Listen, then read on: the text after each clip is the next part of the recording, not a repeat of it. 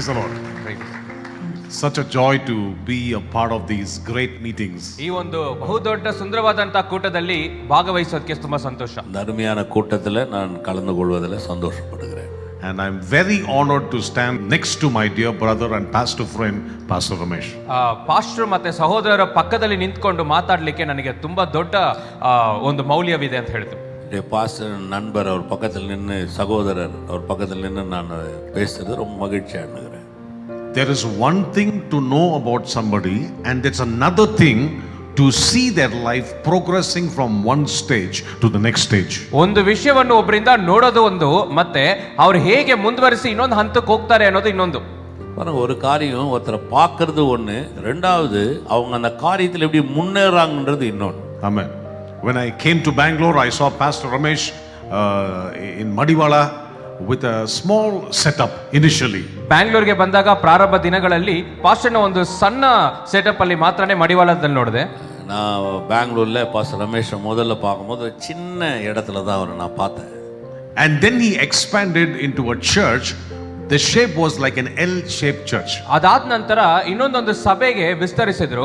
ಆ ಸಭೆಯ ಆಕಾರ ಹೇಗಿತ್ತು ಅಂತ ನೋಡಿದ್ರೆ ಒಂದು ಎಲ್, ಆಂಗ್ಲ ಭಾಷೆಯ ಅಕ್ಷರ ಎಲ್ ಇದೆಯಲ್ಲ ಆ ರೀತಿ ಇತ್ತು. பாருங்க, அதுக்கப்புறம் ஒரு இடத்துக்கு ஷிஃப்ட் ஆனாரு. அந்த இடம் வந்து ஒரு எல் ஷேப்ல இருந்தது. அந்த இடத்துல நான் அவரை பார்த்தேன். But now to see this place, I am blessed, I am happy. ಆದರೆ ಈ ಒಂದು ವಿಸ್ತಾರವಾದ ಸ್ಥಳದಲ್ಲಿ ನೋಡುವಾಗ ನನಗೆ ಆಶೀರ್ವಾದವೂ ಇದೆ, ಅದೇ ಸಮಯದಲ್ಲಿ ಸಂತೋಷವೂ ಉಂಟು. இப்படி அவரை ஒரு விரிவான பகுதியில் பார்க்கும்போது எனக்கு ஒரு பெரிய சந்தோஷம், ஒரு மகிழ்ச்சி அடைகிறேன்.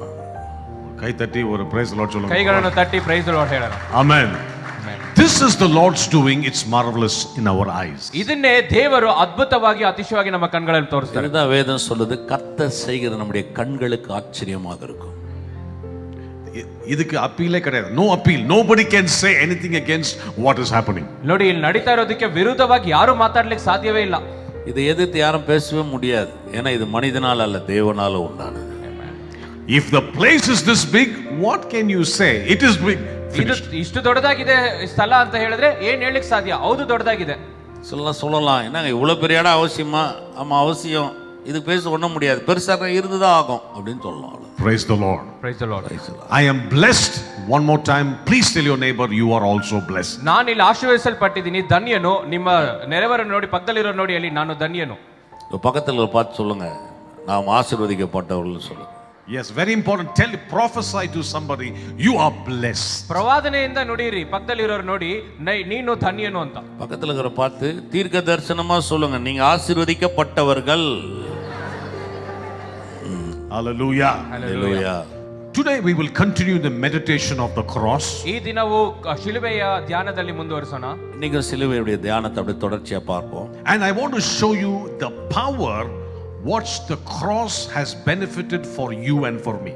ಶಿಲುಬೆಯಿಂದ ಬಂದಂತಹ ಅನುಕೂಲದ ಶಕ್ತಿ ಏನಿದೆ ಎಂಬುದನ್ನು ನಿಮಗೆ ತೋರಿಸಲು ಬಯಸ್ತೇನೆ. சிலுவையினால வந்த வல்லமைகள் என்ன என்பதை இன்னைக்கு காண்பிக்க நான் விரும்புகிறேன். In the book of Genesis chapter number 3, ಆದಿಕಾಂಡ 3ನೇ ಅಧ್ಯಾಯದಲ್ಲಿ ನೋಡುವಾಗ, we will not go there, but I'll just give you the gist of the whole thing. ಆದಿಕಾಂಡ 3ನೇ ಅಧ್ಯಾಯ ನಾವು ಅಲ್ಲಿ ಹೋಗೋದು ಬೇಕಾಗಿಲ್ಲ, ಅದರಲ್ಲಿ ಏನು ನಡೀತು ಅನ್ನೋದನ್ನ ನಿಮ್ಗೆ ಹೇಳ್ತೀನಿ. ஆதியாகமம் 3ஆம் அதிகாரம் நாங்க போக தேவையில்லை, என்ன நடந்ததுன்றதை நான் உங்களுக்கு சொல்ல விரும்புறேன். You see, the devil came to Eve and proposed a proposal. ಸೈತಾನನು ಅವಳ ಹತ್ರ ಬಂದು ಒಂದು ಕಾರ್ಯವನ್ನು ಹೇಳಿದನು. பாருங்க, பிசாசு வந்து அந்த இடத்துல ஏவாள் கிட்ட ஒரு காரியத்தை எப்படி அணுகுனான்றது மிக முக்கியம். He is negotiating a discussion. ಕೆಲವೊಂದು ಕಾರ್ಯಗಳನ್ನು ಅವನು ಕಡಿಮೆ ಮಾಡಿ ಹೇಳ್ತಾ ಇದ್ದಾನೆ. பாருங்க, சில காரியத்தை அவன் நெகோஷியேட் பண்றான்.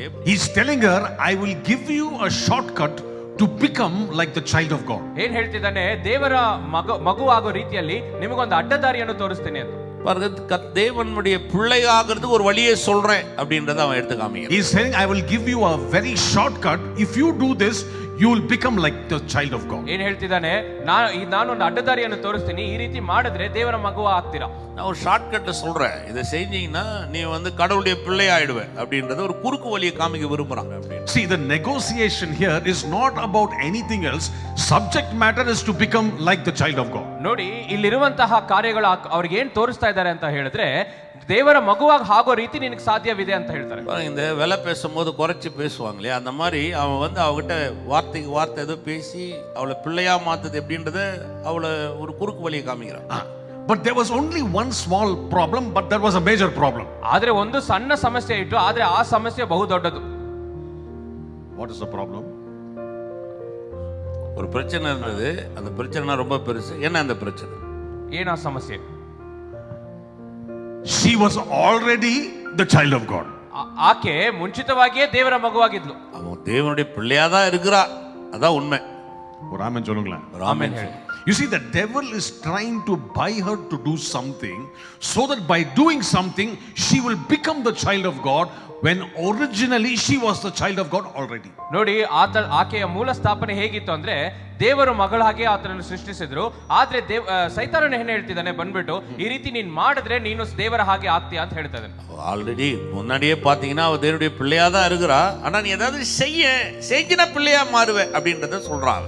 So technically Adam was the son of God. ತಾಂತ್ರಿಕವಾಗಿ ನೋಡಿದ್ರೆ ಆದಾಮನು ದೇವರ ಮಗುವಾಗೇ ಇದ್ದನು. பாருங்க, சத்தியத்தின்படி பாத்தீங்கன்னா ஆதாம் தேவனுடைய பிள்ளையா தான் இருக்கிறான். Yeah, actually Luke chapter 3 the last verse says Adam the son of God. ಲೂಕನ 3ನೇ ಅಧ್ಯಾಯದಲ್ಲಿ ಕೊನೆಯ ವಚನ ಹೇಳುತ್ತೆ ದೇವರು ಆದಾಮನು ದೇವರ ಮಗನಾಗಿದ್ದನು. லூக்கா 3ஆம் அதிகாரம் கடைசி வசனம் சொல்லுகிறது ஆதாம் தேவனுடைய மகன். And so Adam and Eve being the children of God, the devil gives them a shortcut to do something to become the children of God. ದೇವರ ಮಗುವಾಗಿರುವಂತ ಆದಾಮ ಅವಳನ್ನು ಸೈತಾನನು ಬಂದು ಒಂದು ಅಡ್ಡದಾರಿಯನ್ನು ತೋರಿಸಿ ಈ ರೀತಿ ಮಾಡಿದ್ರೆ ದೇವರ ಮಗು ಆಗ್ಬೋದು ಅಂತ ಹೇಳ್ತಾನೆ. அவங்க முன்னாடியே கடவுளுடைய பிள்ளையா தான் இருக்கிறாங்க, தேவனுடைய பிள்ளைகளா தான் இருக்கிறாங்க. ஆனா பிசாசு என்ன சொல்றான், ஏதாவது செஞ்சு நீ பிள்ளையா மாறு அப்படின்றத சொல்றான். Amen. Amen. That is the biggest problem even today.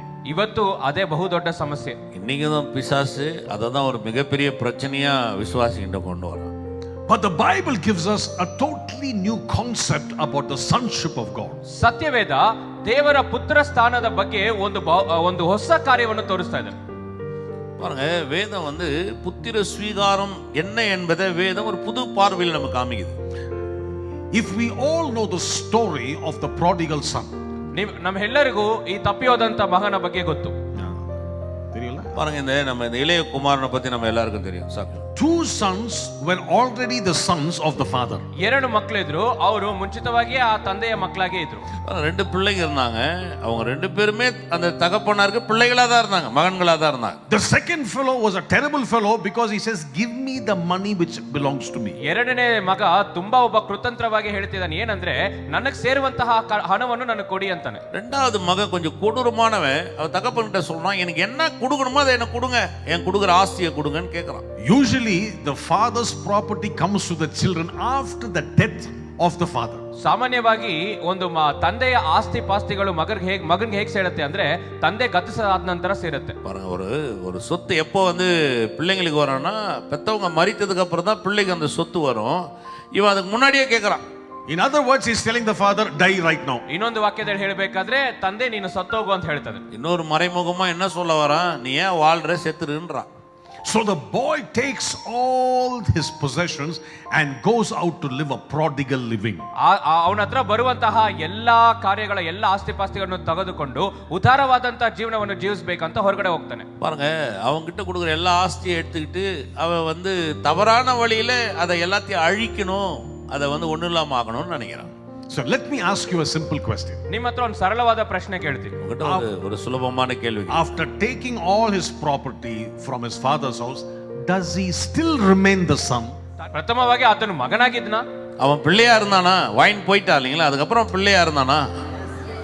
Then he took the money, he went to the bar, drank everything, wasted his life, fell upside down, vomiting. ಹಣವನ್ನು ತಗೊಂಡು ನಂತರ ಬಾರ್ಗೆ ಹೋಗ್ತಾನೆ, ಕುಡಿತಾನೆ, ಕುಡುಕ ಆಗ್ತಾನೆ, ವಾಂತಿ ಮಾಡ್ತಾನೆ, ನಂತರ ಕೆಳಗೆ ಬಿದ್ದೋಗ್ತಾನೆ, ಎಲ್ಲ ಕೇಳಿಸ್ತಾ ಇದೆ ನೋಡಿ. பாருங்க, அவன் வந்து ஒரு தவறான வழியில போய் குடிப்பழக்கத்துக்கு அடிமையாகி குடித்து தன் வாழ்க்கையை சீரடித்து ரொம்ப கேவலமான நிலையில வாந்தி எல்லாம் எடுத்து கேவலமான நிலையில இருக்கிறானே, அப்போ அவன் பிள்ளையா இருக்கிறானா? You see, the relationship does not change in spite of sin coming in the picture. ಒಂದ್ ವಿಷಯ ನೋಡಿ, ಈ ಚಿತ್ರಣದಲ್ಲಿ ಪಾಪವೇ ಮಧ್ಯದಲ್ಲಿ ಬಂದ್ರು ಸಹ ಆ ಸಂಬಂಧ ಯಾವುದೇ ಕಾರಣಕ್ಕೂ ಅದು ಕಟ್ ಆಗೋದೇ ಇಲ್ಲ ನೋಡಿ. இல்ல இந்த ஓமையை நீங்க பார்க்கும்போது என்ன நீங்க புரிஞ்சுக்கணும்னா, இயேசு சொல்றார் இல்லையா, இந்த என்ன நடந்தாலும் பாவமே வந்தாலும் அப்பா பிள்ளைன்ற உறவு முறிக்கப்படுவதில்லை அப்படின்றார். ஒரு ஆமென் சத்தமா தான் சொல்லுங்க. Amen ಶಬ್ದವಾಗಿ. You see, if you understand this basic concept, the devil cannot cheat you. ಈ ಒಂದು ಅಡಿಪಾಯ ವಿಷಯವನ್ನು ತಿಳ್ಕೊಂಡ್ರೆ ಸೈತಾನ್ ನಿಮ್ಮನ್ನ ಮೋಸಗೊಳಿಸಕ್ ಸಾಧ್ಯವಿಲ್ಲ. பாருங்க, இதுதான் ஒரு சத்தியம், ஆழமான ஒரு சத்தியம். இது ஃபவுண்டேஷன் சொல்லலாம். இதை நீங்க புரிஞ்சுக்கிட்டீங்கன்னா பிசாசு உங்களை ஏமாத்த முடியாது. Because irrespective of the sin, he still remains the son. ಯಾಕಂದ್ರೆ ಈ ಪಾಪಗಳ ಮಧ್ಯೆಯೂ ಸಹ ಆತನು ಮಗನಾಗಿಯೇ ಉಳ್ಕೋತಾನೆ. பாருங்க, இவ்வளவு தவறான பாவத்தினுடைய கொடூரத்துல போனாலும் அவன் பிள்ளையாதான் நிக்கிறான்.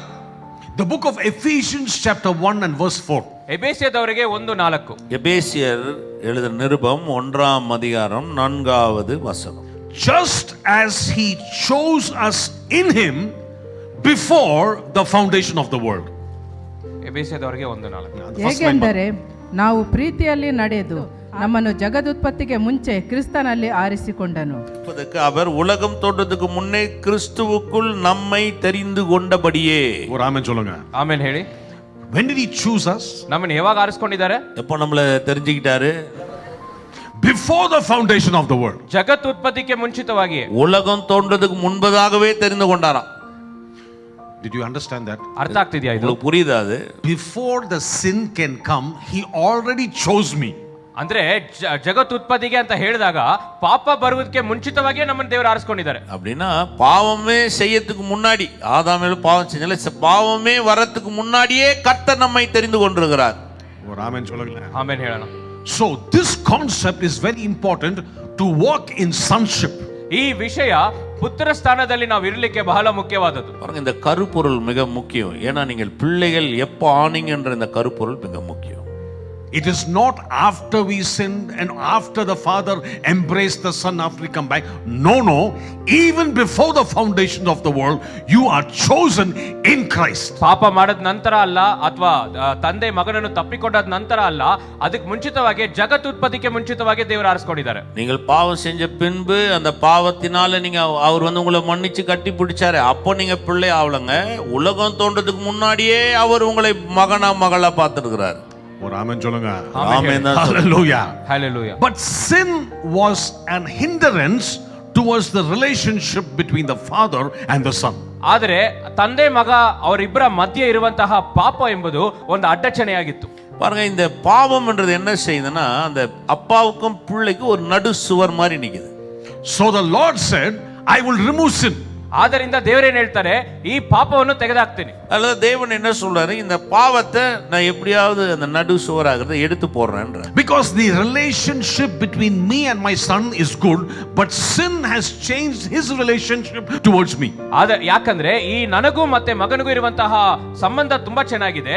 ಈ ಮಧ್ಯದಲ್ಲಿರುವಂತಹ ಅಡ್ಡಚಣೆ ಎಂಬಂತಹ ಪಾಪ ಇದರಿಂದಾನೇ ಅದು ಕೆಟ್ಟು ಹೋಗಿದೆ. ಆದ್ರಿಂದ ಅದನ್ನ ತೆಗೆದಾಕ್ತೀನಿ. பாருங்க, என்ன சொல்றாரு, அப்பா பிள்ளைன்ற உறவு நல்லா இருக்குது, பாவம்னு வந்துடுச்சு இல்லைங்களா, அந்த பாவம் செய்யும், இந்த பாவம் என்ன பண்ணு நடு சுவரா நிக்குது. இது இந்த உறவுக்கு தடையா இருக்கிறதுனால இந்த பாவத்தை அவர் எடுத்து போட வேண்டியதா இருக்கு. So when the Lord came to Adam in the Garden of Eden, Adam, where are you? Adam is hiding and saying, I am naked, I don't want to see you.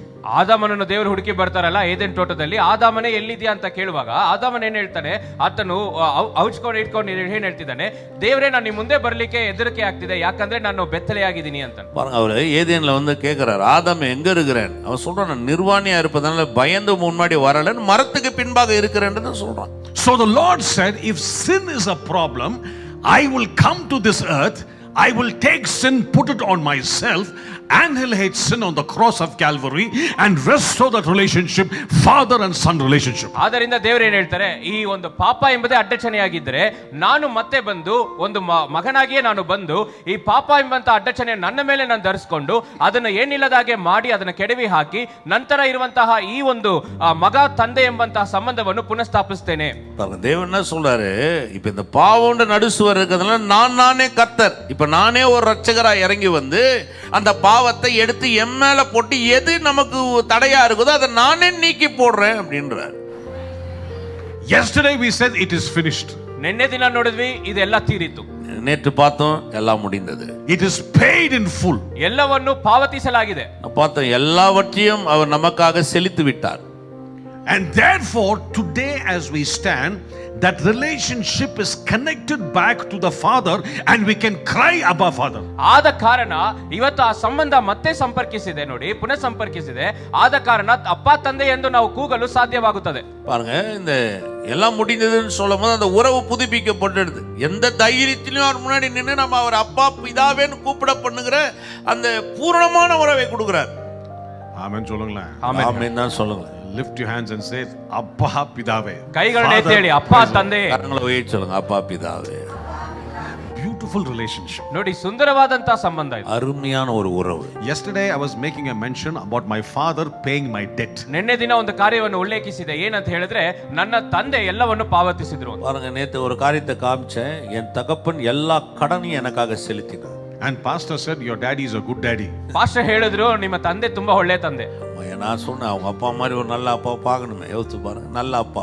I said, very correct, my father is a very good father. ಆದ್ದರಿಂದ ನಾನು ಹೇಳಿದೆ, ಹೌದು, ನಾನು ಸರಿಯಾಗಿ ಹೇಳಿದ್ರಿ, ನನ್ನ ತಂದೆ ತುಂಬಾ ಒಳ್ಳೆಯವರು. Because he said that money problem is hindering my son to be okay with me.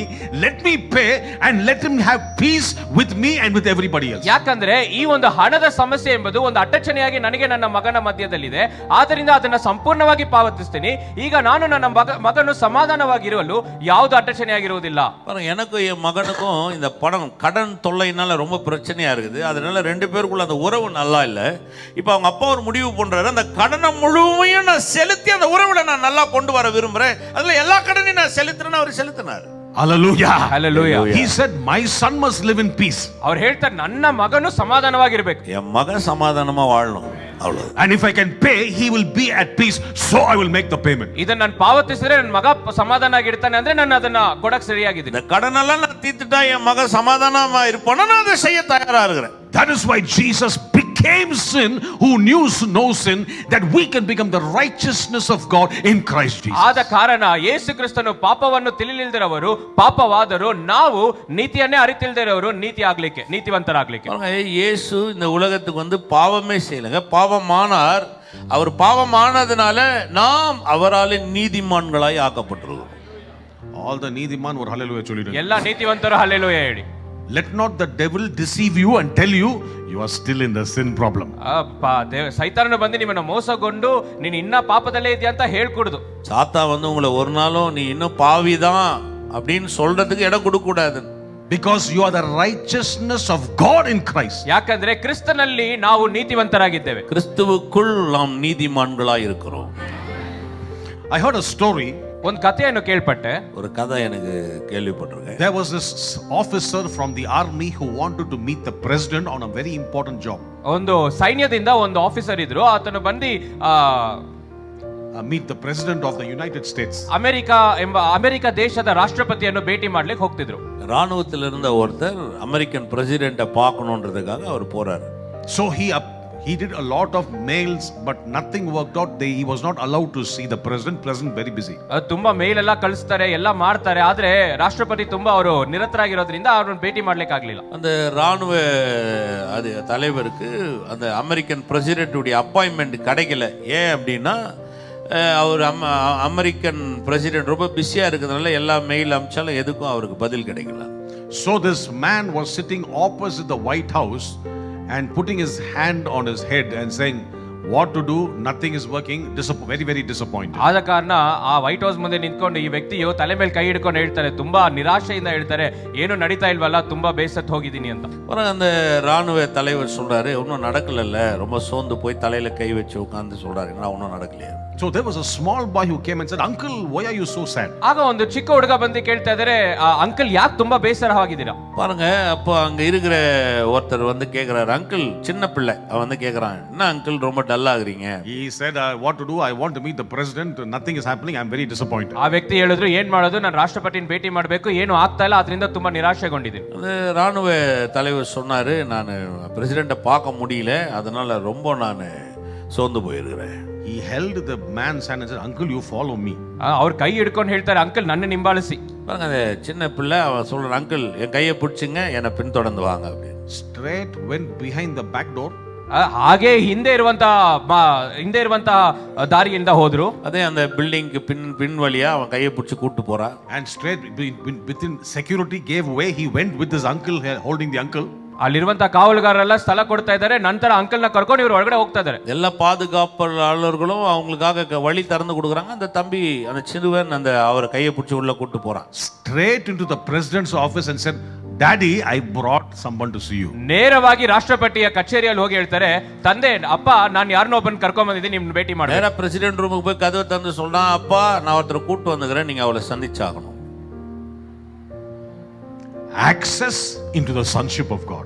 ಅನುಮತಿ ಅಂತ ಹೇಳಿದ್ರೆ ದೇವರ ಪುತ್ರ ಸ್ಥಾನದಲ್ಲಿ ಇರೋದು. பாருங்க, நமக்கு அந்த அனுமதி எப்படி கிடைச்சதுன்னா குமாரன் மூலமாய் அந்த அனுமதி குமாரர்களாய் வந்து நிற்கும்படி நமக்கு செய்திருக்கிறது. Today we can go into the presence of God with Jesus in the name of Jesus. ಈ ದಿನ ಯೇಸು ಕ್ರಿಸ್ತನ ಪ್ರಸನ್ನತೆಯೊಂದಿಗೆ ಅವರ ನಾಮದ ಮೂಲಕ ನಾವು ದೇವರ ಬಳಿ ಪ್ರವೇಶಿಸಬಹುದು. கர்த்தருடைய பிரசன்னத்தின் மூலமாக அவரை இயேசு கிறிஸ்துவோடு கூட ஒரு அப்பான்னு போய் நம்ம நிற்க முடியும். Amen. ஆமென் சொல்லுங்க. John chapter 1 verse number 12 says, ಯೋಹಾನನು 1ನೇ ಅಧ್ಯಾಯ 12ನೇ ವಚನ ಈ ರೀತಿ ಹೇಳುತ್ತೆ. யோவான் 1ஆம் அதிகாரம் 12வது வசனம் சொல்லுது. But as many as received him, to them he gave the right to become the children of God, to those who believe in his name. ಯಾರೋ ಆತನನ್ನು ಅಂಗೀಕರಿಸಿದ್ದಾರೋ, ಅಂದರೆ ಆತನ ಹೆಸರಿನಲ್ಲಿ ನಂಬಿಕೆ ಇಟ್ಟರೋ ಅವರಿಗೆ ದೇವರ ಮಕ್ಕಳಾಗುವ ಅಧಿಕಾರ ಕೊಟ್ಟನು. அவருடைய நாமத்தின் மேல் விசுவாசம் உள்ளவர்களாய் அவரை ஏற்றுக்கொண்டவர்கள் எத்தனை பேர்களோ அத்தனை பேர்களும் தேவனுடைய பிள்ளைகளாகும்படி அவர்களுக்கு அதிகாரம் கொடுத்தார். Amen சொல்லுங்க. ஆமென் சொல்லுங்க.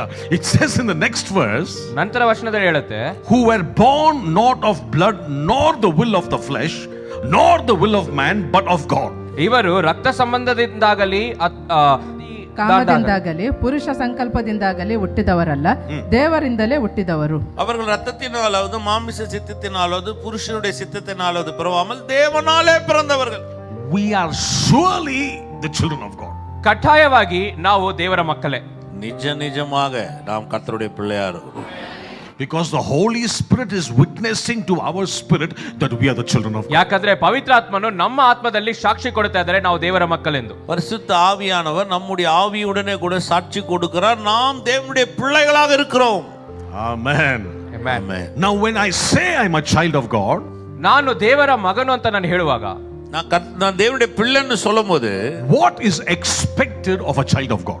ದೇವರ ಮಗನಿಂದ ಎದುರು ನೋಡುವಂತ ಕಾರ್ಯ ಏನು? தேவனுடைய மகன் அப்படின்றது அவருக்கு என்ன கிடைக்குது, நமக்கு என்ன எந்த விதமான காரியங்கள் நமக்கு நடக்கிறது? What are the rights and the privileges of being a child of God? ದೇವರ ಮಗುವಾಗಿರೋದ್ರಿಂದ ನಮಗೆ ಸಿಗುವಂತಹ ಹಕ್ಕುಗಳು ಮತ್ತೆ ಅದರಲ್ಲಿರುವಂತಹ ಶುಭ ಕಾರ್ಯಗಳು ಏನು? கர்த்தருடைய நம்ம பிள்ளையா இருக்கிறோமே, அதனால் வரக்கூடிய ஸ்லாக்கியங்களும் நன்மைகளும் என்ன? Let us examine that. ಅದನ್ನ ನಾವು ಸ್ವಲ್ಪ ಪರಿಶೋಧಿಸೋಣ. The book of Romans chapter number 8. ರೋಮಪುರದವರಿಗೆ 8ನೇ ಅಧ್ಯಾಯ. ரோமர் 8ஆம் அதிகாரத்தை திறந்து கொள்ளுங்க. And we will read verse number 19. 19ನೇ ವಚನವನ್ನು ಓದೋಣ. 8ஆம் அதிகாரம், ரோமர் 8ஆம் அதிகாரம் 19வது வசனத்தை நாம் வாசிப்போம். For the earnest expectation of the creation eagerly awaits for the revealing of the sons of God. ದೇವಪುತ್ರರ ಮಹಿಮೆಯು ಯಾವಾಗ ಪ್ರತ್ಯಕ್ಷವಾದೀತೆಂದು ಜಗತ್ತು ಬಹು ಲವಲವಿಕೆಯಿಂದ ಎದುರು ನೋಡುತ್ತಿರುವುದು. மேலும் தேவனுடைய புத்திரர் வெளிப்படுவதற்கு சிருஷ்டியானது மிகுந்த ஆவலோட காத்து கொண்டிருக்கிறது. The system of this world is waiting for the children or the child of God. ಈ ಲೋಕದ ವ್ಯವಸ್ಥೆವೇ ದೇವರ ಮಗುಗಾಗಿ ಕಾಯ್ದುಕೊಂಡಿದೆ. பாருங்க, இந்த முழு சிருஷ்டிப்புமே தேவனுடைய மகனுக்காக, குமாரனுக்காக காத்திருக்குது. Because the system is in such a way that the son has to prove the system of the father on this earth. ಯಾಕಂದ್ರೆ ಈ ವ್ಯವಸ್ಥಿತ ಹೇಗಿದೆ ಅಂತ ನೋಡಿದ್ರೆ ತನ್ನ ಮಗನು ತಂದೆಯ ಚಿತ್ತವನ್ನು ಇಲ್ಲಿ ತೋರಿಸ್ಬಿಡಬೇಕು.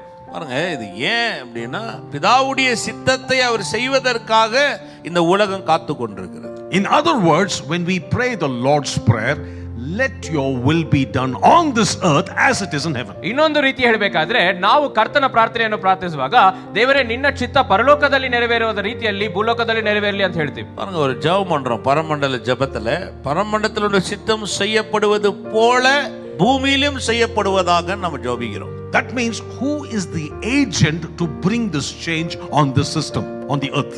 ಅಂದ್ರೆ ಈ ಒಂದು ಕಾರ್ಯಗಳನ್ನು ಈ ಭೂಮಿಯಲ್ಲಿ ಆ ವಿಷಯಗಳನ್ನು ಸರಿಪಡಿಸೋದಕ್ಕಾಗಿ ಒಂದು ಮಧ್ಯಸ್ಥಿಕೆಯಾಗಿ ವಹಿಸ್ತಿದ್ದೇವೆ. பாருங்க, அது யார் அது?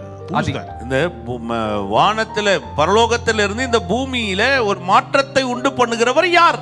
எப்படிப்பட்ட காரியங்களை ஏற்படுத்த போகிறார்? ಈ ಮಧ್ಯಸ್ಥಿಕೆಯಲ್ಲಿ ಇರುವವರು ಯಾರು? யார்? That's a very important question.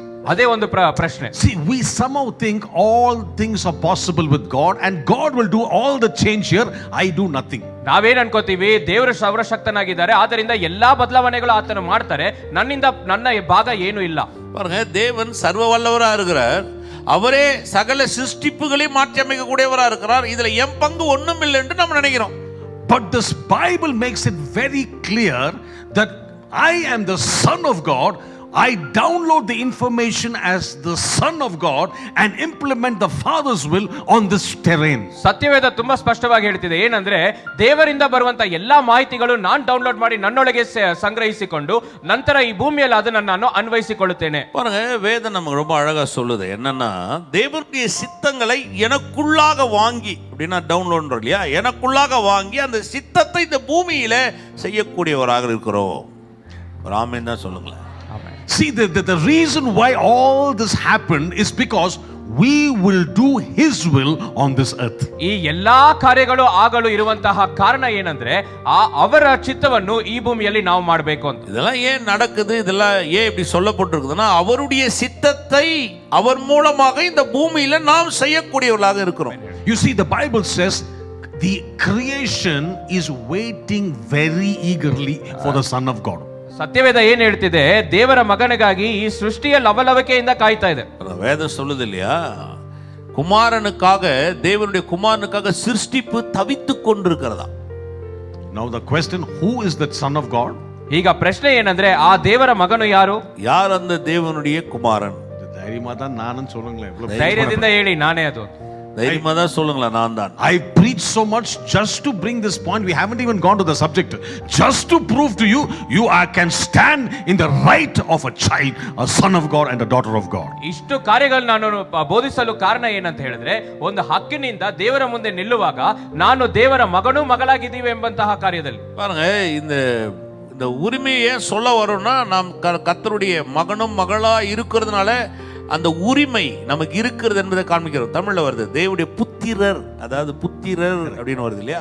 அந்த வார்த்தை யாரை கூடியதுன்னு சொன்னா, அவர் மூலமாய் இந்த சிருஷ்டிப்பு எப்படி மாற்றப்பட போகிறதுன்றதை சொல்லப்படுகிறது. Amen. So who's that? ಯಾರದು? யாரு? Lift your hands. ಕೈ ಎತ್ತಿ ಹೇಳಿ. கரங்களை வைத்து தான் Say, சொல்லுங்க. I am the change agent in this world. ಈ ಭೂಮಿಯಲ್ಲಿ ಬದಲಾವಣೆ ತರುವಂತ ಮಧ್ಯಸ್ಥನು ನಾನೇ ಅಂತ ಹೇಳಿ. சொல்லுங்க, இந்த உலகத்தை மாற்றி அமைக்கக்கூடிய மத்தியஸ்தன் நானேன்னு சொல்லுவோம். Because you're the only one who has the spirit of the Father to call Abba Father, and therefore you have the right to change this world. ಯಾಕಂದ್ರೆ ನಮ್ಮಲ್ಲಿ ಆತ್ಮದಿಂದ ಅಪ್ಪ ತಂದೆ ಎಂದು ಕರೆಯಲು ನಮಗೆ ಆ ಒಂದು ಸ್ಥಾನ ಕೊಡಲಾಗಿದೆ. ಆದ್ದರಿಂದನೇ ನಮಗೆ ಈ ಹಕ್ಕು ಸಿಗಲಾಗಿದೆ. பரிசுத்த ஆவியானவர் மூலமாக நமக்குள்ளாக தேவன் திருவுள்ளம் பற்றி அவரை அப்பா பிதாவே என்று கூப்பிட பாருங்க. அந்த ஸ்லாக்கியத்தினால, அந்த உறவினால இந்த உலகத்தை மாற்றி அமைக்க கூடியவர்களாய் நாம் இருக்கிறோம். ஒரு ஆமென் தான் நல்லா சொல்லுங்க. ಆಮೇಲೆ ಹೇಳಿ. I hope you are getting this understanding. This is ಈ very ಅರ್ಥ important. ನಿಮಗೆ ಸಿಗ್ತಾ ಇದೆ ಅಂತ ನಾನು ಬಯಸ್ತೇನೆ. எத்தனை பேர் உங்களுக்கு புரியுதுன்னு ஒத்துக்கிறீங்க? Otherwise, what we will do, we are waiting for Jesus to come, second coming, then change the world. ಇಲ್ಲಾಂದ್ರೆ ಏನ್ ಮಾಡ್ತೀವಿ ಅಂತ ಹೇಳಿದ್ರೆ, ಯೇಸು ಕ್ರಿಸ್ತನು ಮತ್ತೆ ಇನ್ನೊಮ್ಮೆ ಬರ್ಬೇಕಂತ ಎರಡನೇ ಬರಹಕ್ಕಾಗಿ ಕಾಯ್ಕೊಂಡು ಆವಾಗ್ಲೇ ಅದು ಬದಲಾವಣೆ ಆಗುತ್ತೆ ಅಂತ ಇರ್ತೀವಿ. நம்ம என்ன நினைப்போம், அப்படி இதை புரிஞ்சிக்கல நீங்க நினைச்சா, இரண்டாம் வருகையில இயேசுவே வந்து எல்லாத்தையும் செய்ய வேண்டியதா இருக்குதுன்னு நீங்க நினைச்சுக்குவீங்க. And then we'll think somehow or the other, brother, this Christian life is very difficult. Somehow by the grace of God, if I go to heaven, is okay. Right now life is very bad. ನಂತರ ಏನ್ ಹೇಳ್ತೀವಿ, ಈ ಪ್ರಸ್ತುತದಲ್ಲಿ ಜೀವನ ತುಂಬಾ ಕಷ್ಟ ಆಗ್ತಿದೆ brother, ಆದ್ದರಿಂದ ಹೇಗೋ ಒಂದು ದೇವರ ಕೃಪೆಯ ಮೂಲಕ ನಾನು ಪರಲೋಕಕ್ಕೆ ಹೋಗೋ ಸೇರಿದ್ರೆ ಅದೇ ದೊಡ್ಡ ವಿಷಯ ಅಂತ ಹೇಳ್ತೀವಿ. இல்லைன்னா என்ன நினைப்போம், ஏதோ வாழ்ந்துக்கிருந்து கஷ்டப்படுறேன், பரலோகத்துக்கு நான் போய் சேர்ந்தா போதும்டாப்பா சாமி அப்படின்னு நீங்க நினைக்கலாம். அந்த அளவுக்கு இருப்பீங்க. But I'm here to tell you in the name of Jesus. ಆದ್ರೆ ನಾನು ಇಲ್ಲಿ ಯೇಸುವಿನ ನಾಮದಲ್ಲಿ ಹೇಳಲಿಕ್ಕೆ ಬಯಸ್ತೇನೆ. நான் உங்களுக்கு சொல்றேன் இந்த மாலை வேளை இயேசுவின் நாமம்னா என்னன்னு. Creation is waiting to manifest your glory on this earth. ಈ ಇಡೀ ಸೃಷ್ಟಿಯೇ ನಿಮ್ಮ ಮಹಿಮೆಯನ್ನು ಪ್ರಕಟಿಸುವುದಕ್ಕಾಗಿ ಈ ಭೂಮಿಯಲ್ಲಿ ಕಾಯುತ್ತಿದೆ. பாருங்க, இந்த முழு சிருஷ்டிப்புமே நம்முடைய குமாரத்துவத்தினுடைய மகிமையை காண வேண்டும் என்று தவித்துக் கொண்டிருக்கிறது. It is waiting. The English is beautiful. The revealing of the sons of God. ಕನ್ನಡದಲ್ಲಿ ಹೇಗೆ ಬರುತ್ತೆ, ಇಂಗ್ಲಿಷಲ್ಲಿ ಹೇಗೆ ಬರುತ್ತೆ ಅಂದ್ರೆ ದೇವರ ಪುತ್ರರನ್ನು ಪ್ರಕಟಿಸುವುದಕ್ಕಾಗಿ. Revealing. தமிழ் அப்படியே ஒரு தேவனுடைய புத்திரர் வெளிப்படுவதற்கு அப்படின்னா இந்த குமாரத்துவத்துவம்ன்றது வெளியில வரணுன்றதுக்காகவே சிருஷ்டிப்புகள் தவித்துக் கொண்டிருக்கிறதா. ಪ್ರತ್ಯಕ್ಷವಾದಿದಂತಿದೆ ಅಲ್ಲ, ಅದ್ರ ಬದಲಾಗಿ ಪ್ರಕಟಿಸೋದಕ್ಕಾಗಿ ಅಂತ ಹೇಳ್ತಾರೆ. Amen. சொல்லுங்களேன். ராமன் தான் சொல்றார். So who's waiting for who? ಆದ್ದರಿಂದ ಯಾರು ಯಾರಿಗಾಗಿ ಕಾಯ್ತಿದ್ದಾರೆ? யாருக்கா காத்துனுகிறோம்? We are waiting for Jesus, but creation is waiting for you. ನಾವು ಯೇಸುಗಾಗಿ ಕಾಯ್ತಿದೀವಿ, ಆದ್ರೆ ಸೃಷ್ಟಿಯೇ ನಮಗಾಗಿ ಕಾಯ್ತಿದೆ. நாம் அவர் வரணும்னு காத்துன்னு இருக்கிறோம், சிருஷ்டிப்பெல்லாம் நமக்காக காத்துன்னு இருக்குது. What is the meaning of the word creation? ಸೃಷ್ಟಿ ಅಂದ್ರೆ ಅದರ ಅರ್ಥವೇನು? இந்த சிருஷ்டிப்புன்னு சொல்லப்படுது இல்லையா, சிருஷ்டியானது அப்படின்னா என்ன, அதோட அர்த்தம் என்ன? It is the system of this world, including the systems and the people. ಈ ಲೋಕದ ವ್ಯವಸ್ಥಿತವಾಗಿದೆ. ಈ ಲೋಕದಲ್ಲಿರುವಂತಹ ಜನರು ಮತ್ತೆ ಆ ಲೋಕದಲ್ಲಿರುವಂತಹ ವ್ಯವಸ್ಥಿತ ಎಲ್ಲವನ್ನೂ ಅಡಗಿಸಿರುವುದೇ ಸೃಷ್ಟಿ. பாருங்க, இந்த உலகம் எப்படி சிருஷ்டிக்கப்பட்டிருக்கிறதுன்றதை நம்ம பார்க்கிறோம். அதன் அடிப்படையில் மனுஷனும் அந்த சிருஷ்டிப்பின் அடிப்படையில் உள்ள அடங்கி இருக்கிறான். So therefore, man was called to be the ruler of the systems of this world before the fall of Adam. ಆದ ಕಾರಣ ಆದಾಮನ ಬೀಳುವಿಕೆಗೆ ಮುಂಚಿತವಾಗಿ ಮನುಷ್ಯನು ಈ ಭೂಮಿಯಲ್ಲಿರುವ ಎಲ್ಲಾ ವ್ಯವಸ್ಥಿತಕ್ಕೂ ಆಡಳಿತ ಮಾಡಬೇಕೆಂದು ಕರೆ ಹೊಂದಿದ್ದಾನೆ. பாருங்க, ஆதாம் விழுவதற்கு முன்பதாகவே இந்த பூமியின் மேல் ஆளுகை செய்யக்கூடிய அதிகாரம் உடையவனாய் தேவன் அவனை வைத்தார். He says in Genesis 1:26, let us make man in our image, in our likeness, and let them have dominion. ಆದಿಕಾಂಡ 1ನೇ ಅಧ್ಯಾಯ 26ರಲ್ಲಿ ಏನು ಹೇಳ್ತಿದ್ದಾರೆ ಅಂತ ಹೇಳಿದ್ರೆ, ನಾನು ಈ ಮನುಷ್ಯನನ್ನು ತನ್ನ ಸ್ವರೂಪಕ್ಕೆ ಮತ್ತೆ ತನ್ನ ಹೋಲಿಕೆಗೆ ಸರಿಯಾಗಿ ಸೃಷ್ಟಿ ಮಾಡ್ತೀನಿ, ಆದ್ದರಿಂದ ಅವನು ಎಲ್ಲದರ ಮೇಲೂ ದೊರೆತನ ಮಾಡಲಿ. பாருங்க, ஆதியாகமம் 1:26 சொல்லுகிறது, மனிதனை தேவன் மனுஷனை தன் சாயலாக ரூபத்தின்படி உண்டாக்கி இந்த பூமியின் மேல் அதிகாரமுடையவனாய் அவனை வைத்தார். So therefore, the original sonship is the power to have dominion. ಆದ ಕಾರಣ ಮೂಲ ಪುತ್ರ ಸ್ಥಾನ ಏನಂತ ಹೇಳ್ತದೆ ಅಂದ್ರೆ, ನಾವು ಈ ಭೂಮಿಯಲ್ಲಿ ದೊರೆತನ ಮಾಡಲು ಸಾಧ್ಯವಿದೆ. பாருங்க, அஸ்திபாரம், சத்தியத்தினுடைய அஸ்திபாரம் மனிதனுக்கு என்ன அப்படின்னு சொன்னா, அவன் இந்த உலகத்தை ஆளுகை செய்கிறவனா இருக்கிறான். ஆமென் தான் சொல்லுது. I am very happy because God has told me before the fall I have dominion on the system of this world. ಯಾಕಂದ್ರೆ ನನಗೆ ಬಹಳ ಸಂತೋಷವಾಗಿದೆ, ಈ ಬೀಳುವಿಕೆಗೆ ಮುಂಚಿತವಾಗಿ ದೇವರು ಕೊಟ್ಟಿರುವಂತಹ ಒಂದು ದೊಡ್ಡ ಅನುಮತಿ ಏನಂದ್ರೆ ಈ ಭೂಮಿಯ ಮೇಲೆ ದೊರೆತನ ಮಾಡಬಹುದು. நான் ரொம்ப சந்தோஷப்படுறேன். என்னன்னா, ஆதாம் விழுந்ததுக்கு முன்னாடியே தேவன் ஆதாமுக்கு இந்த பூமியின் மேல ஆளுகை செய்யக்கூடிய அதிகாரத்தை கொடுத்தது. Jesus restored that relationship on the cross of Calvary. So now I'm in a better place. Let me explain. ನೋಡಿ, ಯೇಸು ಕ್ರಿಸ್ತನು ಈ ಕಲ್ವಾರಿ ಶಿಲುವೆಯ ಮೂಲಕ ಈ ಸಂಬಂಧವನ್ನು ಪುನಃಸ್ಥಾಪಿಸಿದ್ದಾರೆ.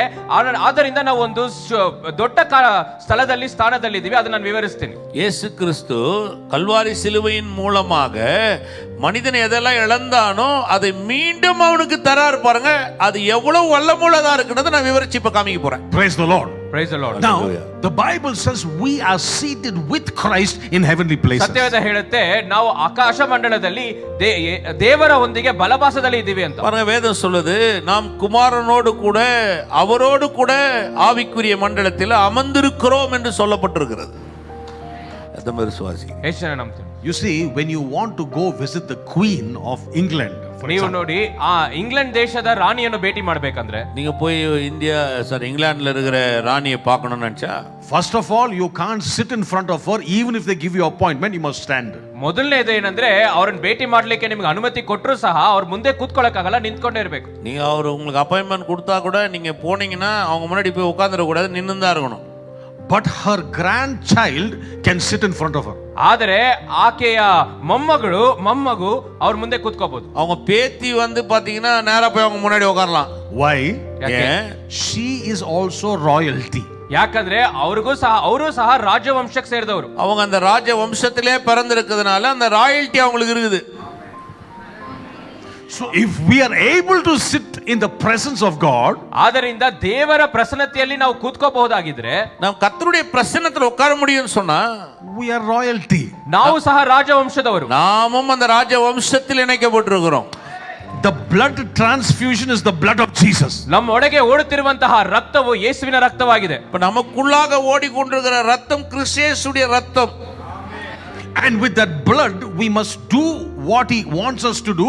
That is why the royal blood is running in our veins. ಈ ರಕ್ತವು ಆತನು ಏನ್ ಬಯಸ್ತಾರೋ ಅದನ್ನ ನಾವಿಲ್ಲಿ ನೆರವೇರಿಸಬೇಕು. ಆದ ಕಾರಣ ರಾಜವಂಶದ ರಕ್ತ ನಮ್ಮಲ್ಲಿ ಚಲಿಸ್ತಾ ಇದೆ.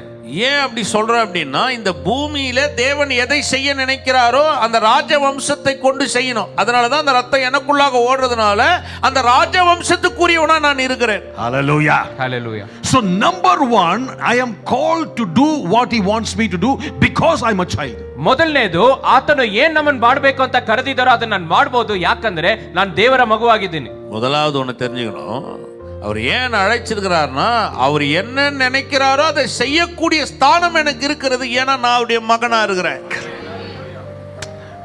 Number two, ಎರಡನೇದು, இரண்டாவது, I must take care of my father's business. Only the child can take of the father's business. ನನ್ನ ತಂದೆಯ ವ್ಯಾಪಾರವನ್ನು ನೋಡ್ಕೋಬಹುದು, ಅದು ಮಗನಿಂದ ಮಾತ್ರವೇ ಸಾಧ್ಯ. என் தகப்பனாருடைய தொழிலை பிள்ளை தான் பார்த்துக்க முடியும். அதனால பரலோகத்தில் இருக்கிற தகப்பனுடைய பிசினஸ் தொழிலை நான் தான் பார்த்துக்கணும். All of you have heavenly business. ಎಲ್ಲರಿಗೂ ಸಹ ಪರಲೋಕದ ವ್ಯಾಪಾರವಿದೆ. இங்க அமர்ந்திருக்கிற நீங்க எல்லாருமே பரலோக வியாபாரிகளுக்கு சம்பந்தப்பட்டிருக்கிறீங்க. That is why he is making us sit with him in heavenly places, because we are royalty. ಆದ ಕಾರಣವೇ ನಮ್ಮನ್ನು ಪರಲೋಕದಲ್ಲಿ ನಮ್ಮನ್ನ ಸರಿಸಮವಾಗಿ ಕೊಳ್ಳಿಸಲಿದ್ದಾರೆ, ಯಾಕಂದ್ರೆ ನಾವು ಅವರ ವಂಶ ಸೇರಿದವರು. அதனால தான் பரலோகத்துல கிறிஸ்து இயேசுவோடு கூட வலது பாசத்தில் அமர்ந்திருக்கிறோம். ஏன் சொன்னா நாம் அந்த ராஜவம்சத்தில் இணைக்கப்பட்டிருக்கிறோம். How does the king rule and king reign? ನೋಡಿ, ಹೇಗೆ ಒಂದು ರಾಜ್ಯವನ್ನು ಆಡಳಿತ ಮಾಡ್ತಾರೆ ಮತ್ತೆ ಆ ರಾಜ್ಯನ ದೊರೆತನ ಇರುತ್ತೆ. பாருங்க எப்படி ஒரு ராஜா ஆளுகை செய்றார், அதிகாரம் செலுத்துறான்றத பார்க்கணும். He never says please do something, I beg you. ಅವ್ರು ಹೋಗಿ ನಾನು ನಿಮ್ಮನ್ನ ತುಂಬಾ ಬೇಡಿಕೆಯಲ್ಲಿ ಕೇಳ್ತಾ ಇದ್ದೀನಿ, ಇದನ್ನ ಹೇಗಾದ್ರೂ ಮಾಡಿ ಅಂತ ಕೇಳಲ್ಲ. ஒரு ராஜா போய் எப்படியாவது செய்யுங்க ப்ளீஸ் இத பண்ணுங்க நான் உங்ககிட்ட போய் கெஞ்ச போறது கிடையாது. No, the Bible says as kings we are called to speak to the mountains. ಸತ್ಯವೇದ ಹೇಳುತ್ತಿದೆ, ಅರಸರಾಗಿರುವಂತ ನಾವು ಬೆಟ್ಟಗಳನ್ನು ನೋಡಿ ಮಾತಾಡಬೇಕು. பாருங்க நாம் ஒரு ராஜா மாதிரி இருக்கிறதுனால மனிதர்களுக்காக மாத்திரமே இயற்கையும் பார்த்து பேசலாம், மழையை கூட பார்த்து பேசலாம், நீ பேந்து போன்னு. Amen. Amen. That is why Mark 11:23 you shall speak to the mountain and the mountain give it a destination address, it will go and fall into the sea. ಆದ್ದರಿಂದನೇ ಮಾರ್ಕನು 11:23 ಹೇಳುತ್ತೆ, ನೀನು ಒಂದು ಬೆಟ್ಟವನ್ನು ನೋಡಿ ಮಾತಾಡಬಹುದು, ಆ ಬೆಟ್ಟ ಎಲ್ಲಿ ಹೋಗಿ ಬೀಳಬೇಕೆಂಬಂತಹ ವಿಳಾಸವನ್ನು ನೀನು ಕೊಟ್ರೆ ಅದೇ ಸ್ಥಳದಲ್ಲಿ ಹೋಗಿ ಬೀಳುತ್ತದೆ. பாருங்க மார்க் 11:23 இயேசு இதுதான் சொல்றாரு, அந்த மலையை பார்த்து பெயர்ந்து தள்ளுண்டு போயிண்டு உழுன்ற மாத்திரமல்ல எங்க விழணுன்ற ஒரு முகவரியோட சொல்லாத போய் அங்க விழுன்றார். So now imagine our lives. AFT life is different, we are talking to people online, but generally speaking, ಈಗ ನಮ್ಮ ಜೀವನವನ್ನು ಊಹಿಸಿಕೊಳ್ಳಿ, AFDದಲ್ಲಿ ಇರೋರ ಜೀವನ ಬೇರೆ ರೀತಿ, ಬಟ್ ಇತರರ ಬಗ್ಗೆ ಹೇಳ್ತಿದ್ದೀನಿ. பாருங்க நம்முடைய வாழ்க்கையின் ஸ்தானம் வேற. அதாவது நம்ம சபையினுடைய போதனை நம்ம எல்லாரும் தெரியும், நான் மற்றவங்களுக்கெல்லாம் இது சொல்ல விரும்புறேன். imagine now creation is looking at the authority and the power of the Son of God. ಸೃಷ್ಟಿಯು ದೇವರ ಮಗನ ಅಧಿಕಾರ ಮತ್ತು ಶಕ್ತಿ ಏನು ಎಂದು ಎದುರು ನೋಡ್ತಿದೆ. பாருங்க, சிருஷ்டிப்பு என்பது மகனுடைய அதிகாரமும் ஆளுகை தன்மையும் எதிர்பார்த்து கொண்டிருக்கிறது. And it is saying, hello, where are the sons? Where are the daughters of God? They seem to be singing hallelujah in the church, but not manifesting the glory of sons. ನಂತರ ಏನ್ ಹೇಳ್ತಿದೆ, hello ಏನಾಗ್ತಿದೆ ಇಲ್ಲಿ, ದೇವರ ಮಕ್ಕಳು ನೋಡಿದ್ರೆ hallelujah ಮತ್ತೆ ಹಾಡುಗಳೆಲ್ಲ ಸಭೆಯಲ್ಲಿ ಆಡ್ತಿದ್ದಾರೆ, ಆದ್ರೆ ನಮಗ್ ಬೇಕಾಗಿರುವಂತಹ ಮಹಿಮೆಯನ್ನು ಯಾವುದೇ ಕಾರಣಕ್ಕೂ ತೋರಿಸ್ತಿಲ್ವಲ್ಲ. பாருங்க, சிருஷ்டிப்பு என்ன பாக்குதுன்னு சொன்னா, விசுவாசிங்க எல்லாரும், அதாவது மகனும் மகளும் எல்லாமே சபைக்குள்ளாக கையை தூக்கி அல்லேலூயா ஆமென்றாங்க. ஆனா அவங்களுடைய மகிமையை, அவங்களுடைய வல்லமையை, அதிகாரத்தை எங்க மேல இன்னும் காமிக்கலையே அப்படின்னு காத்து கொண்டிருக்கிறதா. Manifesting the sons of God is what creation is looking forward to. ದೇವರ ಮಗನಾಗಿ ಪ್ರಕಟಿಸಿ ತೋರಿಸೋದೆ ಈ ಸೃಷ್ಟಿಯೇ ನಮಗಾಗಿಂದ ಎದುರು ನೋಡ್ತಿದೆ. பாருங்க, உங்களுடைய அந்த மகன்ற அந்த அதிகாரத்தை நீ காமிக்க வேண்டும் என்பதற்காக சிருஷ்டிப்புக்கள் தவித்துக் கொண்டிருக்கிறது. You are putting creation on hold. ನೀವು ಸೃಷ್ಟಿಗೆ ಒಂದು ವಿರಾಮ ಕೊಡ್ತಾ ಇದ್ದೀರಾ. நீங்க தான் சிருஷ்டிப்புக்கே ஒரு விமோச்சகராக இருக்கிறீங்க. Amen சொல்லுங்களேன். ஆமென் சொல்லுங்களேன். That means God has called you with the anointing and the power as the Son to change your environment. ದೇವರು ನಿಮಗೆ ಕೊಟ್ಟಿರುವಂತಹ ಕರೆ ಏನಂದ್ರೆ, ಆ ಅಧಿಕಾರ ಮತ್ತೆ ಶಕ್ತಿ ಕೊಟ್ಟಿರುವ ಕಾರಣ ನಿಮ್ಮ ವಾತಾವರಣವನ್ನು ಬದಲಾಯಿಸಲು. பாருங்க, கர்த்தர் வந்து உங்களை ஒரு மகனாக ஒரு அதிகாரத்தையும் ஆளுகையின் தன்மை ஏன் கொடுத்திருக்கிறான்னா, உங்களை சுத்தி இருக்கிற சூழ்நிலைகளை மாற்ற வேண்டும் என்பதற்காக. If you're sick in your body, ನೀವು ಇಲ್ಲಿ ಶಾರೀರಿಕವಾಗಿ ಕುಳಿತಿದ್ರೆ, சரீர பிரகாரமா அங்க உட்கார்ந்துட்டு இருக்கிறீங்க, you have the authority as the son to manifest the glory of the father because you're the son on this system. ನಿಮಗಿರುವಂತ ಅಧಿಕಾರ ಏನಂದ್ರೆ ತಂದೆಯ ಪರಲೋಕ ತಂದೆಯ ಮಹಿಮೆಯನ್ನು ಇಲ್ಲಿ ಪ್ರಕಟಿಸಿ ತೋರಿಸಲು.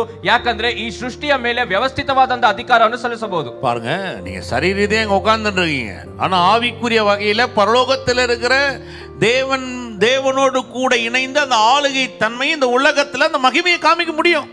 So creation is waiting. Where are my rescuers? Where are my deliverers? ಆದ್ದರಿಂದ ಈ ಒಂದು ಸೃಷ್ಟಿಯೇ ಕಾಯ್ತಾ ಇದೆ, ನನ್ನ ಸಂರಕ್ಷಕರು ಎಲ್ಲಿದ್ದಾರೆ, ನನ್ನನ್ನು ಕಾಪಾಡುವವರು ಎಲ್ಲಿದ್ದಾರೆ, ನನ್ನ ಬಿಡುಗಡೆ ಮಾಡುವವರು ಎಲ್ಲಿದ್ದಾರೆ ಅಂತ. பாருங்க, சிருஷ்டிப்புகள் எப்படி தவிக்குதுன்னு சொன்னா, என்னை ரட்சிக்கிறவர்களும் எங்களை விடுதலை ஆக்குறவரும் எங்கே என்று தவித்து கொண்டிருக்கிறதா. You are the answer to the problem next door. ನಿಮ್ಮ ಮನೆ ಪಕ್ಕದಲ್ಲಿರುವಂತಹ ಸಮಸ್ಯೆಗೆ ನೀವೇ ಉತ್ತರ. உங்க வீட்டு பக்கத்துல இருக்கிற பக்கத்து வீட்டுக்காருக்கு பதிலே நீங்க தான். சத்தமா ஆமென் சொன்னீங்க. ಶಬ್ದವಾಗಿ ಆಮೇಲೆ ಹೇಳಿ. You see, this is a very important matter. Very important matter. ಒಂದು ವಿಷಯ ತುಂಬಾ ಬಹಳ ಮುಖ್ಯವಾದದ್ದು. இது ரொம்ப முக்கியமான ஒரு காரியம். Because I am the son, I have the authority, but if I don't take care of the authority and the power given to me, I am not doing what the son is supposed to do. ನೋಡಿ, ನನ್ನ ಮೇಲೆ ಒಂದು ಪುತ್ರನಾಗಿ ಒಂದು ಅಧಿಕಾರವನ್ನು ದೊರೆತನವನ್ನು ಕೊಡಲಾಗಿದೆ, ಅದನ್ನು ಸರಿಯಾದ ರೀತಿಯಲ್ಲಿ ನಾನು ವಹಿಸಿಕೊಂಡಿಲ್ಲ ಅಂತ ಹೇಳಿದ್ರೆ ನಾನು ಸರಿಯಾದ ಮಾರ್ಗದಲ್ಲಿ ನಡೀತಿಲ್ಲ ಅಂತ ಅರ್ಥ.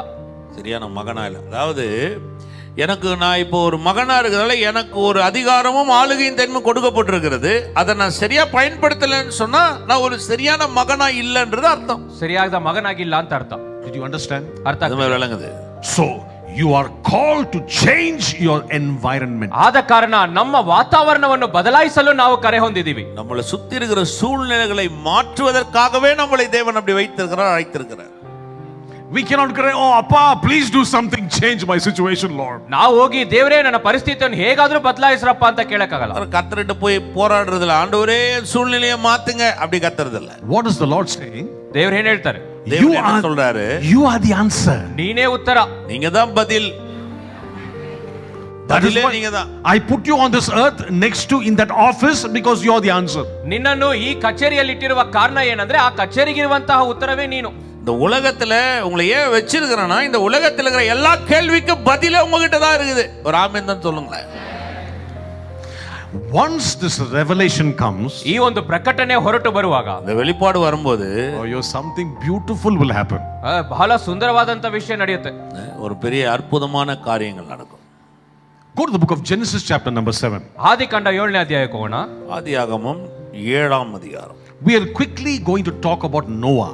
ತುಂಬಾ ವೇಗವಾಗಿ ನೋವನ ಬಗ್ಗೆ ನೋಡೋಣ. நோவா குறித்து கொஞ்சம் வேகமா பார்க்கலாம். Noah is an interesting phenomenon because God gave him a message. ನೋವ ತುಂಬಾ ಕುತೂಹಲ ಉಳ್ಳವಂತಹ ಒಂದು ವ್ಯಕ್ತಿಯು, ಯಾಕಂದ್ರೆ ದೇವರ ಆತನಿಗೆ ಒಂದು ಸಂದೇಶ ಕೊಟ್ಟಿದ್ದಾರೆ. He was sorry pastor. Noah ஒரு விசேஷமான மனுஷன். அவனை ஒரு கர்த்தர் அவன்கிட்ட ஒரு பெரிய பொறுப்பு ஒன்று கொடுக்குறாரு. He was a righteous man. ಆತನು ನೀತಿವಂತನು. வேதம் சொல்லுது அவன் நீதிமானா இருந்தான். Therefore he was a son of God. ಆದ ಕಾರಣ ಅವನು ದೇವರ ಪುತ್ರನಾಗಿದ್ದನು. அதனால தான் அவன் தேவனுடைய மகனா இருந்தான். And therefore God downloaded his heart to Noah. ಆದ ಕಾರಣ ದೇವರು ಆತನ ಹೃದಯದಲ್ಲಿರುವಂತಹ ಆಶಯಗಳೆಲ್ಲ ನೋವ ಒಳಗೆ ಇಟ್ಟರು. தேவனுடைய இருதயத்துல என்னெல்லாம் இருந்ததோ அதை அப்படியே நோவா இருதயத்துக்குள்ள கொண்டு போனார். Jesus said, "You are my friends, I will share my heart to you. Therefore you are children of God and brother of Christ." ಯೇಸು ಕ್ರಿಸ್ತನು ಏನು ಹೇಳ್ತಾರೆ? ನೀವು ನನ್ನ ಸ್ನೇಹಿತರಾಗಿದ್ದೀರಾ, ಆದ್ದರಿಂದ ನನ್ನ ಹೃದಯದಲ್ಲಿರುವಂತಹ ಆಶೆಗಳನ್ನ ನಿಮ್ಮಲ್ಲಿ ಇಡ್ತೀನಿ. ಆದ ಕಾರಣ ನೀವು ನನ್ನ ಸ್ನೇಹಿತರು ಮತ್ತೆ ಸಹೋದರರಾಗಿದ್ದೀರಿ. பாருங்க, இயேசு சொல்றாரு இல்லைங்களா, நம்மளை பார்த்து நீங்கள் எனக்கு சிநேகிதரும் சகோதரரா இருக்கிறீங்க. ஏன்னா அவர் இருதயத்தில் இருக்கிறது நம்ம கிட்ட கொடுக்குறார். And so Noah downloaded the heart of the Father. ನೋವ ದೇವರ ತಂದೆಯ ಹೃದಯದಲ್ಲಿರೋದು ಎಲ್ಲವನ್ನೂ ಸಹ ಈತನು ತಗೊಂಡಿದ್ದ.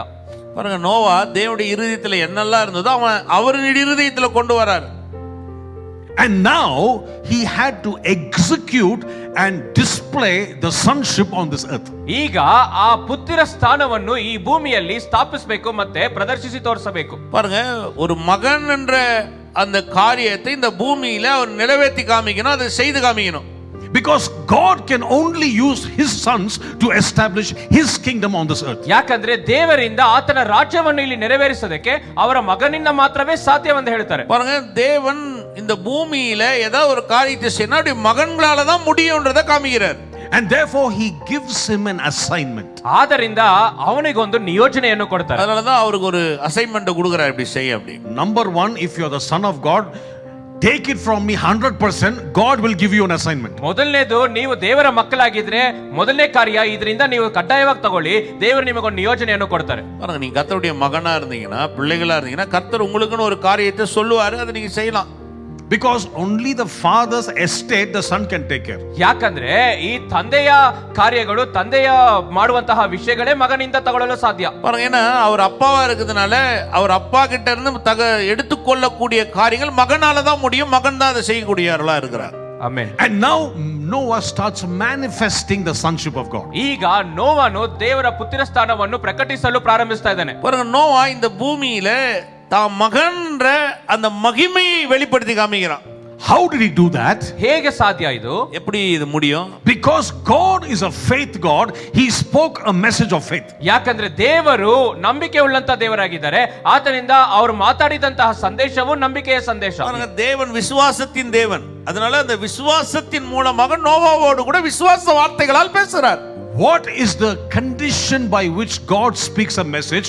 It's a message from God. It's a faith message. ದೇವರು ಒಂದು ಸಂದೇಶವನ್ನು ಕೊಡೋದಾಗಿದೆ, ಅದರಲ್ಲಿ ಇರುವಂತಹ ನಿಬಂಧನೆಗಳು ಏನಾಗಿದೆ ಅಂತ ಹೇಳಿದ್ರೆ ಅದು ನಂಬಿಕೆಯ ಮೂಲಕವೇ ಹೊಂದಿಕೊಳ್ಳುವಂತಹ ಸಂದೇಶ. பாருங்க, இப்ப தேவன் ஒரு வார்த்தையை கொடுக்கிறார் அல்லது ஒரு பிரசங்கத்தை ஒரு பிரசங்கத்தை கொண்டு வந்து நோவா கிட்ட கொடுக்கிறாருன்னு சொன்னா, அந்த வார்த்தையில என்ன அடங்கியிருந்தோ அது விசுவாச வார்த்தை உள்ளதா இருக்கிறதுனால அது விசுவாச செயலை சார்ந்ததா இருக்குது. So he said, Noah, you have to tell this world that this world will be destroyed. ಆದ್ದರಿಂದ ಏನ್ ಹೇಳ್ತಾರೆ, ನೋವಾ ಈ ಒಂದು ಲೋಕವೇ ನಾಶವಾಗುತ್ತದೆ ಅಂತ ಈ ಲೋಕಕ್ಕೆ ನೀನು ಹೇಳಬೇಕು ಅಂತಾರೆ. பாருங்க, நோவா கிட்ட சொல்ல இந்த உலகம் அழிய போகுது என்பதை இந்த உலகத்துக்கு சொல்லுன்றார். It's a very strange message, but the father has given it to the son to display the message. ಇದು ತುಂಬಾ ವಿರಳವಾದಂತ ಒಂದು ಸತ್ಯ, ಆದ್ರೆ ತಂದೆಯು ಈ ಸತ್ಯವನ್ನು ಮಗನಿಗೆ ಕೊಡ್ತಾ ಇದ್ದಾರೆ, ಅದನ್ನ ಪ್ರದರ್ಶಿಸಿ ತೋರಿಸಲು. இது கடினமான செய்தி, இந்த செய்தியை சொல்லணும். அதனால இப்பொழுது தகப்பனார் நோவா என்ற மகன்கிட்ட சொல்லி அதை சொல்றார். And plan number 2, he gives the way of escape also. ಎರಡನೇ ಯೋಜನೆ ಏನಂದ್ರೆ ಅಲ್ಲಿಂದ ಹೇಗೆ ತಪ್ಪಿಸ್ಕೊಳ್ಳೋದಂತಾನೆ ಹೇಳ್ಕೊಡ್ತಾ ಇದ್ದಾರೆ. பாருங்க, ஒரு பிளான் பியும் கொடுக்குறாரு, இந்த அழிவுல இருந்து எப்படி தப்பித்துக் கொள்ள முடியும்ன்றதும் சொல்லி தராரு.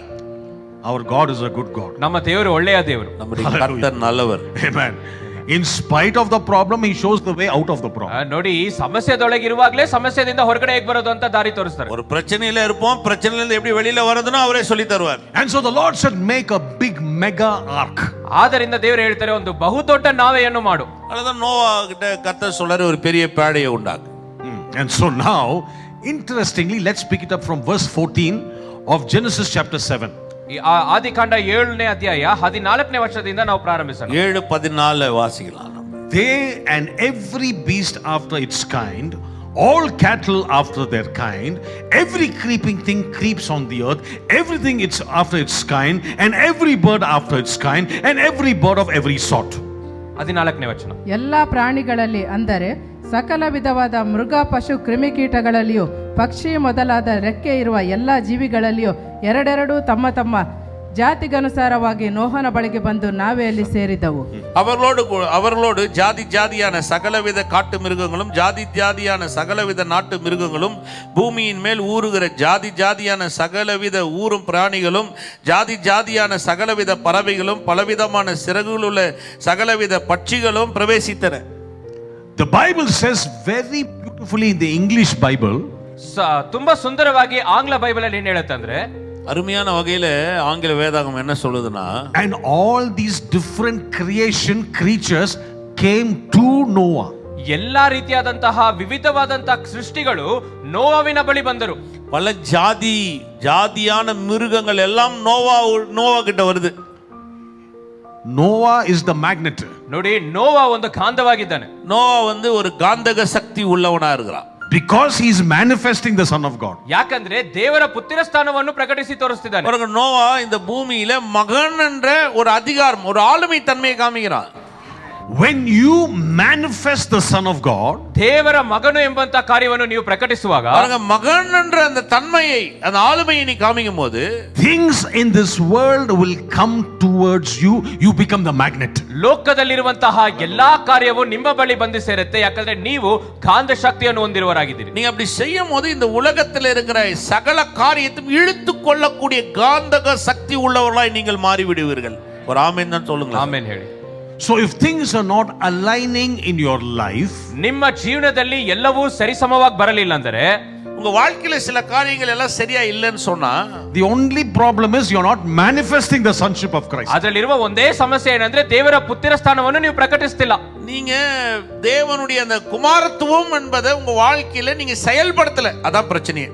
This building is here because Pastor Ramesh has attracted this building because he manifested the Son of God. ಈ ಕಟ್ಟಡ ಇಲ್ಲಿ ಇರೋದಕ್ಕೆ ಕಾರಣ ಏನಂದ್ರೆ ಪಾಸ್ಟರ್ ಇಲ್ಲಿ ಇರುವಂತಹ ಕಟ್ಟಡವನ್ನು ಆಕರ್ಷಿಸಿಕೊಂಡಿದ್ದಾರೆ, ಒಂದು ಗಾಂಧವಾಗಿ ಆಕರ್ಷಿಸಿಕೊಂಡಿದ್ದಾರೆ. ಯಾಕಂದ್ರೆ ಅವರು ದೇವರ ಪುತ್ರ ಸ್ಥಾನವನ್ನು ಪ್ರಕಟಿಸಿದ್ದಾರೆ. பாருங்க, இப்ப இந்த பில்டிங் இங்க கட்டி இருக்கிறேன்னு சொன்னா, தேவனுடைய குமாரத்துவம் என்ன என்பதை காமிக்கிறதுக்காக இந்த பில்டிங்கை கட்டி அந்த காந்தக சக்தியின் மூலமாக இந்த உலகத்தில் இருக்கிறவர்களை நாம் இழுத்துக் கொள்ளுகிறோம்.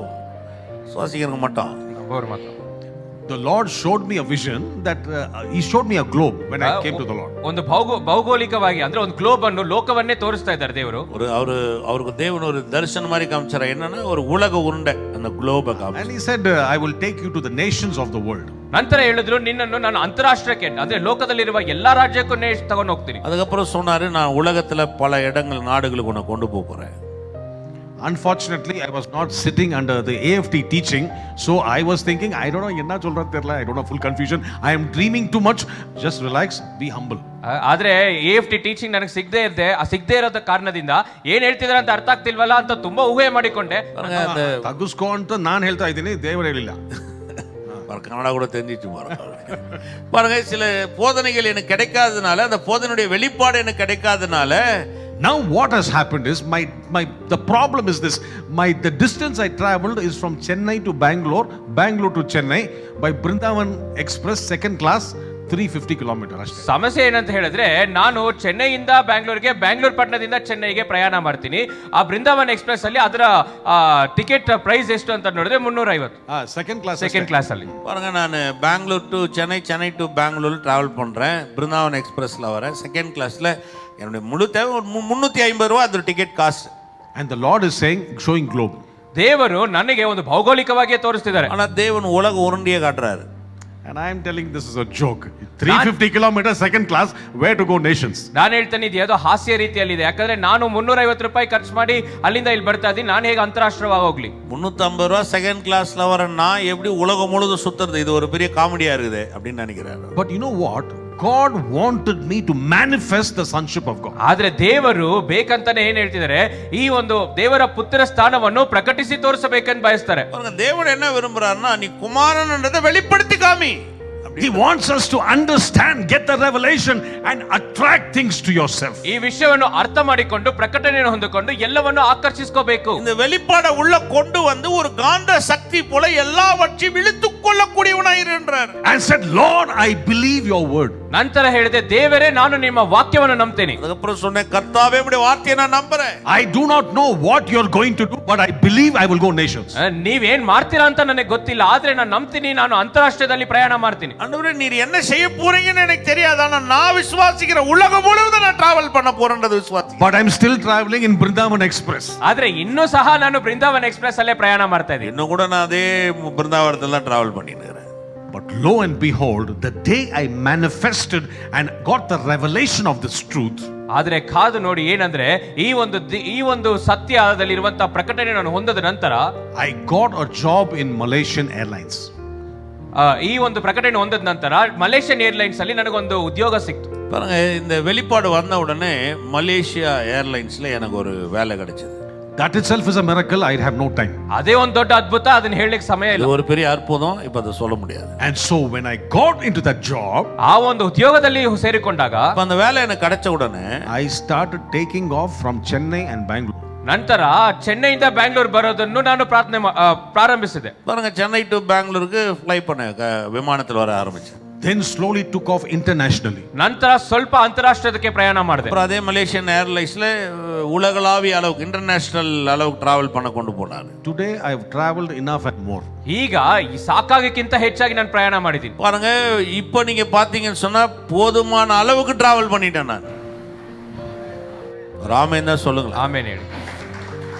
See, the problem is manifestation was the problem, nothing else. ಸಮಸ್ಯೆ ಏನಂದ್ರೆ ಪ್ರಕಟಿಸಿ ತೋರಿಸೋದೇ ಸಮಸ್ಯೆ, ಇನ್ನೇನಿಲ್ಲ. பிரச்சனை என்ன? குமார்த்துவம் பண்றது வெளிப்படையா காமிக்கணுங்க, அதுதான் பிரச்சனையே. See, the problem was not the globe, the problem was me. I didn't have the revelation at that time. ಈ ಭೂಮಿಯನ್ನು ತೋರಿಸಿದ್ರಲ್ಲ, ಈ ಭೌಗೋಳಿಕವಾಗಿ ಅದೆಲ್ಲ ಸಮಸ್ಯೆ, ಅದನ್ನು ಸ್ವೀಕರಿಸಲು ನನ್ನಿಂದ ಸಾಧ್ಯವಿಲ್ಲ, ಅದೇ ಸಮಸ್ಯೆವಾಗಿತ್ತು. பிரச்சனை என்னன்னா தேவன் காமிச்ச உலகம் இல்ல, என்கிட்ட தான் பிரச்சனை. எனக்கு அந்த வெளிப்பாடை எப்படி வெளியரங்கமா காமிக்கணும்னு தெரியல. Today let me prophesy in the name of Jesus. ಈ ದಿನ ಯೇಸುವಿನ ನಾಮದಲ್ಲಿ ಪ್ರವಾದಿಸ್ತಾ ಇದ್ದೇನೆ. இப்போ நான் எல்லாருக்கும் இயேசு நாமத்தை தீர்க்கதரிசனமாவே சொல்றேன். If you get that revelation and the position that you are called to be, you will become a magnet tonight. ನೋಡಿ, ಈ ದಿನ ನೀವು Hallelujah. ದೇವರಿಂದ ಬಂದಂತಹ ಆ ಒಂದು ಸ್ಥಾನಮಾನ ಮತ್ತೆ ಅಧಿಕಾರವನ್ನು ವಹಿಸಿಕೊಂಡ್ರೆ ಈ ದಿನ ಎಲ್ಲವನ್ನು ಆಕರ್ಷಿಸಿಕೊಳ್ಳುವಂತಹ ಗಾಂಧಕ ಶಕ್ತಿ ನಿಮ್ಮಲ್ಲಿರುತ್ತೆ. பாருங்க, இதை நீங்க புரிஞ்சுக்கிட்டீங்கன்னு சொன்னா உங்களுக்குள்ளாக தேவனுடைய ஆளுகை தன்மையும் அதிகாரம் இருக்கிறதுன்ற இந்த வெளிப்பாடு வந்துச்சுன்னு சொன்னா எல்லாவற்றையும் இழுத்து கொள்ளக்கூடிய காந்தக சக்தி உள்ளவளாய் தேவன் உங்களை வச்சிருக்கார். Peter fished all night. ಪೇತ್ರನು ಇಡೀ ರಾತ್ರಿ ಮೀನು ಹಿಡಿತಾ ಇದ್ದ. பேதுரு ராத்திரி முழுதும் பிரயாசப்பட்டான். And the Bible says he caught nothing. ಸತ್ಯವೇದ ಹೇಳುತ್ತೆ ಅವನಿಗೆ ಸಿಕ್ಕಿದ ಏನೂ ಇಲ್ಲ. ஒண்ணுமே கிடைக்கல அவனுக்கு. But that nothing has got value. ಆದ್ರೆ ಆ ಏನಿಲ್ಲ ಅನ್ನತ್ತಲ್ಲ, ಅದಕ್ಕೆ ಯಾವ ಮೌಲ್ಯವೂ ಇಲ್ಲ. Adu value ide. ஒண்ணு இல்லன்றதுக்கு ஒரு மதிப்பு இருக்குது. 100% irukku. You know why? Because he has to give cooling Value for ide. all these fellows. Irukku, value irukku. ಆ ಮೌಲ್ಯವಿದೆ. You understand? You see, ஒண்ணு இல்லன்றதுக்கு ஒரு மதிப்பு இருக்குது. zero has got lot of value. ಶೂನ್ಯ ಅಂತ ಹೇಳಿದ್ರೆ ಅದಕ್ಕೆ ಹೆಚ್ಚಾದ ಮೌಲ್ಯವಿದೆ. Because சைபர்னு சொல்றோம் இல்லைங்களா, அந்த ஜீரோக்கு பல வேல்யூ இருக்குது. Because he has to pay all the workers for working with him and he had to give money, zero is minus. ಯಾಕಂದ್ರೆ ಆತನು ಅವ್ರ ಜೊತೆ ಕೆಲಸ ಮಾಡ್ತಿರುವಂತ ಎಲ್ಲ ಕೆಲಸಗಾರರಿಗೂ ಪಾವತಿಸಬೇಕು ಹಣವನ್ನು. ಆದ್ದರಿಂದ ಈ ಶೂನ್ಯ ಎಂಬುದಕ್ಕೂ ಒಂದು ಮೌಲ್ಯವಿದೆ. பாருங்க, இந்த சைபர் இல்லையா, அந்த சைபருக்கு ஒரு வேல்யூ இருக்குது. ஏன்னா கூட இருக்கிறவங்க எல்லாருக்குமே ஒரு சம்பளத்தை கொடுக்கணும்னு சொன்னா அது வேணும், இருந்தா தான் கொடுக்க முடியும். So when the Bible says nothing, he was at great loss and he is saying the whole night wasted energy and money also gone. ಸತ್ಯವೇದದಲ್ಲಿ ಆ ಏನು ಇಲ್ಲ ಅಂತ ಹೇಳುವಾಗ ಅವ್ರು ಏನು ಹೇಳ್ತಿದ್ದಾರೆ ಪೇತ್ರನು ಅಂದ್ರೆ, ಇಡೀ ರಾತ್ರಿ ನಾನು ಪ್ರಯಾಸ ಪಟ್ಟೆ ಆದ್ರೆ ಏನು ಸಿಕ್ಕಿಲ್ಲ ದೇವರೇ, ಶೂನ್ಯವಾಗಿದ್ದೀನಿ, ನನ್ನ ಶಕ್ತಿ ಎಲ್ಲ ಕಳೆದು ಹೋಗಿದೆ ಅಂತ. பேதுரு என்ன சொல்ல வரா, என்கிட்ட ஒண்ணுமே இல்ல, முழுதும் பிரயாசப்பட்ட எல்லாம் போயிடுச்சு, இப்ப நான் வந்து ஒரு சைபரா இருக்கிறேன். But the Bible says Jesus came to him.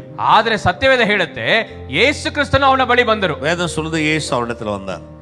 Today I am bringing the word of Jesus to you. ಇವತ್ತು ಯೇಸುವಿನ ವಾಕ್ಯವನ್ನು ನಿಮ್ಮಲ್ಲಿ ತರ್ತಾ ಇದ್ದೀನಿ. இன்னைக்கு இயேசு வந்தது போல ஒரு வார்த்தையை நான் உங்ககிட்ட கொண்டு வரேன். Whatever you tried and you got nothing, I am bringing the word of Jesus. ಏನೇ ನೀವು ಪ್ರಯತ್ನ ಪಟ್ಟು ನಿಮಗೆ ಏನು ಸಿಗಲಿಲ್ಲವೆಂದರೂ ಸಹ ದೇವರ ವಾಕ್ಯವನ್ನು ನಿಮ್ಮಲ್ಲಿ ತರ್ತಾ ಇದ್ದೀನಿ. நீ நிறைய ட்ரை பண்ணி ஒன்னும் உங்களுக்கு கிடைக்காம போயிருக்கலாம், நிறைய பிரயாசப்பட்டு ஒன்னும் இல்லாம இருக்கலாம். ஆனா இந்த இரவு வேளையில அவருடைய வார்த்தையை நான் உங்ககிட்ட கொண்டு வரேன். The word is manifest as the Son of God. ವಾಕ್ಯವು ದೇವರ ಪುತ್ರನು ಎಂಬುದಂತ ಕಾರ್ಯವನ್ನು ಪ್ರಕಟಿಸಿ ತೋರಿಸುತ್ತದೆ. இந்த வார்த்தை குமாரத்துவம், நீங்கள் குமாரரா இருக்கிறீர்கள் என்பதை வெளிப்படையாய் காமிக்கும், வெளிப்படுத்தியே காமிக்கும். Because in the natural nobody will fish in the day, but Jesus is telling him put the net in the day. ಯಾಕಂದ್ರೆ ಸ್ವಾಭಾವಿಕವಾಗಿ ನೋಡಿದ್ರೆ ಹಗಲೊತ್ತರಲ್ಲಿ ಯಾರು ಹೋಗಿ ಮೀನು ಹಿಡಿಯಲ್ಲ, ಆದ್ರೆ ಯೇಸು ಹೇಳ್ತಾರೆ ನೀನು ಹಗಲೊತ್ತರಲ್ಲಿ ಹೋಗಿ ಮೀನು ಹಿಡಿ ಅಂತ ಆ ಒಂದು ಬಲೆ ಹಾಕು ಅಂತ ಹೇಳ್ತಾರೆ. சிருஷ்டிப்பு நியமின்படி இயற்கை நியமம் என்ன அப்படின்னா, பகல்ல மீன் பிடிக்க முடியாது, அது இயற்கை. ஆனா கர்த்தர் சொல்றாரு, நீ அந்த பகல்லே மீன் பிடி, போய் வலைய போடு. A child of God will manifest the Father's glory. ದೇವರ ಮಗನಾಗಿರುವವನು ತಂದೆಯ ಮಹಿಮೆಯನ್ನು ಪ್ರಕಟಿಸುತ್ತಾನೆ. பாருங்க, இப்போ கர்த்தருடைய மகனா இருக்கிறவன் தேவனுடைய அந்த மகிமையை வெளிப்படுத்தி காமிக்கணும். Does not matter morning, night or evening. If he said it, it will happen. ಅದು ಸಂಜೆ ಇರಬಹುದು, ರಾತ್ರಿ ಇರಬಹುದು, ಬೆಳಗ್ಗೆ ಇರಬಹುದು, ಆದ್ರೆ ದೇವರು ಹೇಳಿದ್ರೆ ಅದಾಗುತ್ತೆ. பாருங்க, இது ராத்திரி பகல் சாயங்காலம் அப்படி கிடையாதுங்க. நீ குமாரனுடைய மகனா தான் வெளிப்படுத்திடலாம். So and he put the net in the water. ಆ ನೀರಿನಲ್ಲಿ ಬಲೆಯನ್ನು ಹಾಕಿದ ನಂತರ நீ கடல்ல வலைய போடுன்றாரு. And he started manifesting the Son of God. ಆ ದೇವರ ಪುತ್ರ ಸ್ಥಾನವನ್ನು ಪ್ರಕಟಿಸುತ್ತಾನೆ. அவன் தேவனுடைய குமாரன்றத வெளிப்படுத்தணும்னு நினைக்கிறான். All the fish there had a meeting. ಅಲ್ಲಿರುವಂತಹ ಎಲ್ಲಾ ಮೀನುಗಳಿಗೂ ಒಂದು ಕೂಟ ಇತ್ತು. பாருங்க, எல்லா மீனும் ஒரு கூட்டம் சேர்ந்து கூட்டம் போட்டு இருக்கு. And it said, excuse me, our destiny is to go and fall into the net. ಅವ್ರು ಹೇಳ್ತಾರೆ, ಕ್ಷಮಿಸಿ, ನಮ್ಮ ಗುರಿ ಎಲ್ಲಿದೆ ಅಂದ್ರೆ ಆ ಬಲೆಯಲ್ಲಿ ಹೋಗಿ ಬೀಳ್ಬೇಕು ಅಂತ. எல்லா மீனும் ஒரு கூட்டம் போட்டு சொல்லுது, நம்முடைய வேலையை என்னன்னா இப்ப வலையில போய் விழணும். That is our destiny. ಇದೇ ನಮ್ಮ ಗುರಿ, அதுதான் நம்முடைய இலக்கு. I pray it will happen in your life. ನಿಮ್ಮ ಜೀವನದಲ್ಲಿ ಇದಾಗ್ಲಿ ಅಂತ ಪ್ರಾರ್ಥಿಸ್ತೇನೆ. வாழ்க்கையில இப்படி ஆகணும்னு நான் விசுவாசிக்கிறேன். Praise the Lord. Praise the Lord. Hallelujah. Hallelujah. Moses was called to be the deliverer of Egypt. ಮೋಶೆಯು ಐಗಿಪ್ತ ದೇಶವನ್ನು ಬಿಡುಗಡೆ ಮಾಡುವವನು ಎಂದು ಆತನನ್ನು ಕರೆ ಹೊಂದಿದನು. மோசேவை எகிப்துக்கு அனுப்பிச்சு ஜனங்களை விடுதலை ஆக்கறவனா தான் அனுப்புறாரு. He started manifesting the Son of God. ಅವನು ದೇವರ ಪುತ್ರ ಸ್ಥಾನವನ್ನು ಪ್ರಕಟಿಸಿ ತೋರಿಸ್ತಾ ಇದ್ದಾನೆ. அவன் நேரா போய் நின்னு தேவனுடைய புத்திரன்றதை வெளிப்படுத்தி காமிக்கிறான். So when he was born, his mother put him in a basket and put him in the river Nile. ನೋಡಿ, ಅವನು ಹುಟ್ಟಿದ ನಂತರ ಆ ತಾಯಿ ಏನ್ ಮಾಡ್ತಿದ್ದಾರೆ ಅಂದ್ರೆ ಒಂದು ಬುಟ್ಟಿಯಲ್ಲಿ ಆ ಮಗುವನ್ನು ಹಾಕಿ ನೈಲ್ ನದಿಯಲ್ಲಿ ಬಿಡ್ತಿದ್ದಾರೆ. பாருங்க, அவன் பிறந்த சில மாதங்களுக்கு அப்புறம் அவனை ஒரு கூடையில வச்சு நைல் நதியில அனுப்பிச்சிடுறாங்க. Lot of crocodiles, but no crocodile can touch somebody because he was destined for great things. ಯಾಕಂದ್ರೆ ಹಲವಾರು ಅಲ್ಲಿ ಮೊಸಳೆಗಳು ಹೋಗ್ತಿರತ್ತೆ, ಯಾವ ಮೊಸಳೆ ಅವನು ಮುಟ್ಲಿಲ್ಲ. ಯಾಕಂದ್ರೆ ಅದು ಅವನು ಗುರಿಗೋಗಿ ಸೇರ್ಬೇಕು, ತಲುಪಬೇಕು ಅನ್ನೋ ಕಾರಣದಿಂದ. பாருங்க, அந்த நைல் நதியில நிறைய முதலைங்க இருக்கும். அந்த முதலைகள் ஒண்ணு சாப்பிட முடியாது. ஏன்னு சொன்னா அவன் அந்த இலக்கை கண்டடைஞ்சே ஆகணும். That is his destiny. He is doomed to fulfill and manifest the Son of God. ಅದೇ ಆತನ ಗುರಿಯಾಗಿದೆ. ಅವನು ಏನಂದ್ರೆ ದೇವರ ಪುತ್ರನು ಎಂಬಂತನ್ನು ಪ್ರಕಟಿಸಿ ತೋರಿಸಬೇಕು ಎಂಬುದೇ ಅವನು ತಲುಪಿಸಬೇಕು. அவன் தேவனுடைய குமாரன் என்றதை இந்த உலகத்துக்கு காமிச்சு ஆகணும். அது அவனுடைய இலக்கு. அந்த இலக்கை காமிச்சு ஆகணும். அவன் போய் அந்த முதலைகள் ஒண்ணு அவனை பண்ண முடியாது. Finally he landed in the Pharaoh's house. ಅಂತಿಮದಲ್ಲಿ ಫರೋವಿನ ಮನೆಯಲ್ಲೇ ಹೋಗಿ ಆತನು ನೆಲೆಗೊಂಡನು. கடைசியில பார்வோன் வீட்டுக்கே போயிடுறான். He went to the enemy's camp. ಏನಾಗ್ತಿದೆ ಅಂದ್ರೆ ವೈರಿಗಳ ಒಂದು ಸ್ಥಳದಲ್ಲಿ ಹೋಗ್ತಿದ್ದಾನೆ. எதிரி வீட்டுக்கே போயிடுறான். And now the enemy is paying for his education, paying for this food, and also paying for his diaper. ಈಗ ಆ ವೈರಿ ಏನ್ ಮಾಡ್ತಿದ್ದಾರೆ ಅಂತ ಹೇಳಿದ್ರೆ ಅವರ ಶಿಕ್ಷಣೆಗೆ, ಅವರ ಊಟದ ವ್ಯವಸ್ಥೆಗೆ ಮತ್ತೆ ಆತರ ವಸ್ತ್ರಗಳಿಗೆಲ್ಲ ಸಹ ಪಾವತಿಸ್ತಾ ಇದ್ದಾರೆ. இல்ல அது ரொம்ப அழகா சொல்ல, டைப்பர்னே சொல்ல. Correct, very important. இப்போ மோசஸ்க்கு டைப்பர் வாங்குறதுல இருந்து, அவனுக்கு ஜான்சன் சோப்பு வாங்குறதுல இருந்து, அவனுக்கு எஜுகேஷன் கொடுக்கறதுல இருந்து, அவனை படிக்க வைக்கிறதுல இருந்து இப்ப பார்வோனே செய்யணும். Who's paying for the bill? The system of this world. Enemy is paying for the man with the destiny. ಯಾರು ಇದನ್ನ ಪಾವತಿಸ್ತಿದ್ದಾರೆ? ಲೋಕದಲ್ಲಿರುವ ವ್ಯವಸ್ಥಿತ ಆ ವೈರಿಯು ಈ ಎಲ್ಲ ಅವನ ಅಗತ್ಯಗಳನ್ನೆಲ್ಲ ಪೂರೈಸ್ತಾ ಇದ್ದಾರೆ. ஏன் இது நடக்கணும்னா, உலகம் சிருஷ்டிப்பில் அவனு அப்படி இருக்கிறதுனால அது வெளிப்பட்டு ஆகணும் இல்லையா? அதனால அங்க இருக்கிற உலகத்தார் அவனுக்கு அப்படி செய்து அவனுடைய இலக்கை கண்டடையும்படி நடத்துகிறார். ராமேன் தான் சொல்லுங்களேன். Later the Bible says ನಂತರ ಸತ್ಯವೇದ ಹೇಳುತ್ತೆ that in the water all his enemies were destroyed. ಆ ನೀರಿನಲ್ಲಿ ಎಲ್ಲ ಆತನ ವೈರಿಗಳು ಸಹ ನಾಶವಾದರು. கடைசியில எதிரிகளெல்லாம் அதே கடல்ல செங்கடல் அடைச்சு நாசனம் பண்ணும். So water has got the capacity to take down anything which comes on top. ಆದ್ದರಿಂದ ನೀರಿನ ಅಂಶ ಹೇಗಿದೆ, ನೀರಿನ ಸಾಮರ್ಥ್ಯ ಹೇಗಿದೆ ಅಂತ ಹೇಳಿದ್ರೆ ಅದರ ಮೇಲೆ ಏನೇ ಬಡಿದ್ರು ಅದನ್ನ ಒಳಗಡೆ ಕೇಳ್ಕೊಳ್ಳುತ್ತೆ. தண்ணிக்குன்னு ஒரு சக்தி இதுங்க. அதுல உளுந்தீங்கன்னா அது உள்ள கீழே இழுத்துன்னு போயிடும். But a person who manifests the sonship of God, ಆದ್ರೆ ದೇವರ ಪುತ್ರ ಸ್ಥಾನವನ್ನು ಪ್ರಕಟಿಸುವಂತಹ ವ್ಯಕ್ತಿಯು, ஆனா தேவனுடைய குமாரன்றவன் தன்னை வெளிப்படுத்துறான் பாருங்க. அந்த குமாரன் எப்படி போட்டவனா, that Peter, he said, Lord, if you are God, I will step on the water. ಪೇತ್ರನು ಹೇಳ್ತಾರೆ, ದೇವರೇ ನೀವು ಕರ್ತನಾಗಿ ಇದ್ರೆ ನಾನು ಈ ನೀರಿನ ಮೇಲೆ ನಡಿಬೇಕು. பேதுரு சொன்னாலிங்களா, நீங்க நீரே தேவனா இருந்தால் நான் தனி மேலே நடந்து வரேன் அப்படி. He stepped on that water. The same water which became a graveyard for the Egyptians became concrete for the man of God. ನೋಡಿ ಏನಾಗ್ತಿದೆ ಅಂತ ಹೇಳಿದ್ರೆ, ಆ ಯಾವ ನೀರು ಐಗಿಪ್ತದವರಿಗೆ ಒಂದು ಸ್ಮಶಾನವಾಗಿದೆಯೋ ಅಥವಾ ಒಂದು ಸಮಾಧಿ ಆಯ್ತೋ, ಅದೇ ನೀರು ಇವನು ನಡೆಯುವಾಗ ಒಂದು ನೆಲವಾಗಿ ಬದಲಾಗ್ತಾ ಇದೆ. எந்த தண்ணீர்லயே பார்வோனுடைய சேனைகள் அழிந்து போயதோ, ஆனா அதே தண்ணீர் மேல பேதுரு இப்ப நடக்கிறான். ஏன்னா அவனுக்கு ஒரு கான்கிரீட் ரோடு மாதிரி அது மாறுது. ஏன்னா அவன் குமாரத்துவம் என்பதை வெளிப்படுத்தி காமிக்கிறான். My prayer is you will understand and attract things which belongs to you. ನನ್ನ ಪ್ರಾರ್ಥನೆ ಏನಂದ್ರೆ ನಿಮಗೆಲ್ಲ ಏನು ಸ್ವಂತವಾಗಬೇಕೋ ಅದನ್ನ ನೀವು ಆಕರ್ಷಿಸ್ಕೋಬೇಕು. என்னுடைய உங்களுக்கு புரிந்து கொள்ளுதல் என்ன கொண்டு வரேன்னா, இந்த உலகத்துல எதெல்லாம் இருக்கிறதோ அதை சுதந்திரித்துக் கொள்ளுகிற சுதந்திரவாளிகளாய் நீங்கள் இருக்கிறீர்கள். I'll tell you a story and I will take my seat. ಒಂದು ಕಥೆಯನ್ನು ಹೇಳಿ ನಾನು ಮುಗಿಸ್ತೇನೆ. ஒரு கதை சொல்லி முடிக்கிறேன். There was this in the times in America where there was black people and white people and all kinds of differences. ನೋಡಿ, ಅಮೆರಿಕದಲ್ಲಿ ಒಂದು ಕಾಲದಲ್ಲಿ ಬಿಳಿ ಜನರಿಗೂ ಮತ್ತೆ ಕರಿದಾಗಿರುವಂತ ಜನರಿಗೂ ಒಂದು ಸಮಸ್ಯೆ ಇತ್ತು, ವ್ಯತ್ಯಾಸ ಇತ್ತು. ஒரு காலத்துல அமெரிக்கர்கள் சொல்லும் போது அங்க இருக்கிற கருப்பு இனத்தாளுக்கும் அமெரிக்க குடியுரிமைகளுக்கும் ஒரு இவங்க ரெண்டு பேரும் கருத்து வேறுபாடு. And so they said black people are low people, white people are the better people. ಆದ್ರಿಂದ ಅವ್ರು ಏನ್ ಹೇಳ್ಬಿಟ್ರು ಅಂದ್ರೆ ಕಪ್ಪಗಿರೋ ಜನರೆಲ್ಲ ತುಂಬಾ ಕೆಳಗಿನವರು, ಬೆಳ್ಳಗಿರೋರೆಲ್ಲ ದೊಡ್ಡ ಸ್ಥಾನದಲ್ಲಿ ಇದ್ದಾರೆ. கருப்பா இருக்கிறவங்க எல்லாம் கீழே, வெள்ளையா இருக்கிறவங்க எல்லாம் மேல அப்படின்னு அவங்களுக்குள்ள ஒரு இன வேறுபாடு இருந்தது. And so this white man went to a restaurant. ಆದ್ದರಿಂದ ಈ ಬಿಳಿ ಮನುಷ್ಯ ಒಂದು ಭೋಜನಾಲಯಕ್ಕೆ ಹೋದ. பாருங்க, ஒரு வெள்ளை அமெரிக்கன், வெள்ளையா இருக்கிற ஒரு அமெரிக்கன் வந்து அங்க ஒரு ரெஸ்டாரண்ட்டுக்கு சாப்பிட போறாரு. He saw lot of white people and only one black man sitting in one corner.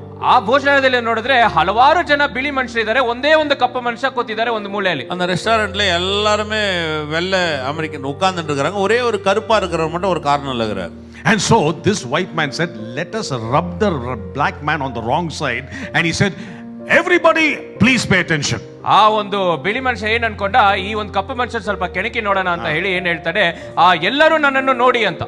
அவனை எப்படியாவது வெறுப்பேத்தணும்னு சொல்லி அந்த கருப்பா இருக்கிற ஆளை எதாவது சொல்லி ஒரு வெறுப்பேத்தணும் அவனன்னு சொல்லி இவர் சொல்ல, அங்க இருக்கிற எல்லா வெள்ளைக்காரர் சொல்லி எல்லாரும் என்னை கவனிக்கவும் அப்படின்றாரு. I will buy you free drinks for everybody except that black man. ಇಲ್ಲಿರುವ ಎಲ್ಲರಿಗೂ ಸಹ ಉಚಿತವಾಗಿ ನಾನು ಡ್ರಿಂಕ್ಸ್ ಅನ್ನು ಕೊಡಿಸ್ತೀನಿ, ಆ ಒಂದು ಕಪ್ಪು ಮನುಷ್ಯನ್ ಮಾತ್ರ ಇಲ್ಲ. பாருங்க, இது எல்லாருக்கும் என்னுடைய செலவுலயே உங்களுக்கு ட்ரிங்க்ஸ் கொடுக்குறேன், ஆனா அந்த ஒரே ஒரு கருப்பனுக்கு மாத்திரம் கிடையாது அப்படின்னு. The black man smiled very broad. ಆ ಒಂದು ಕಪ್ಪು ಮನುಷ್ಯ ತುಂಬಾ ದೊಡ್ಡದಾಗಿ ನಗ್ತಾ ಇದ್ದ. அந்த கருப்பு மனுஷன், கருப்பு இனத்தார ரொம்ப சந்தோஷமா சிரிச்சானா. This guy got even more angry.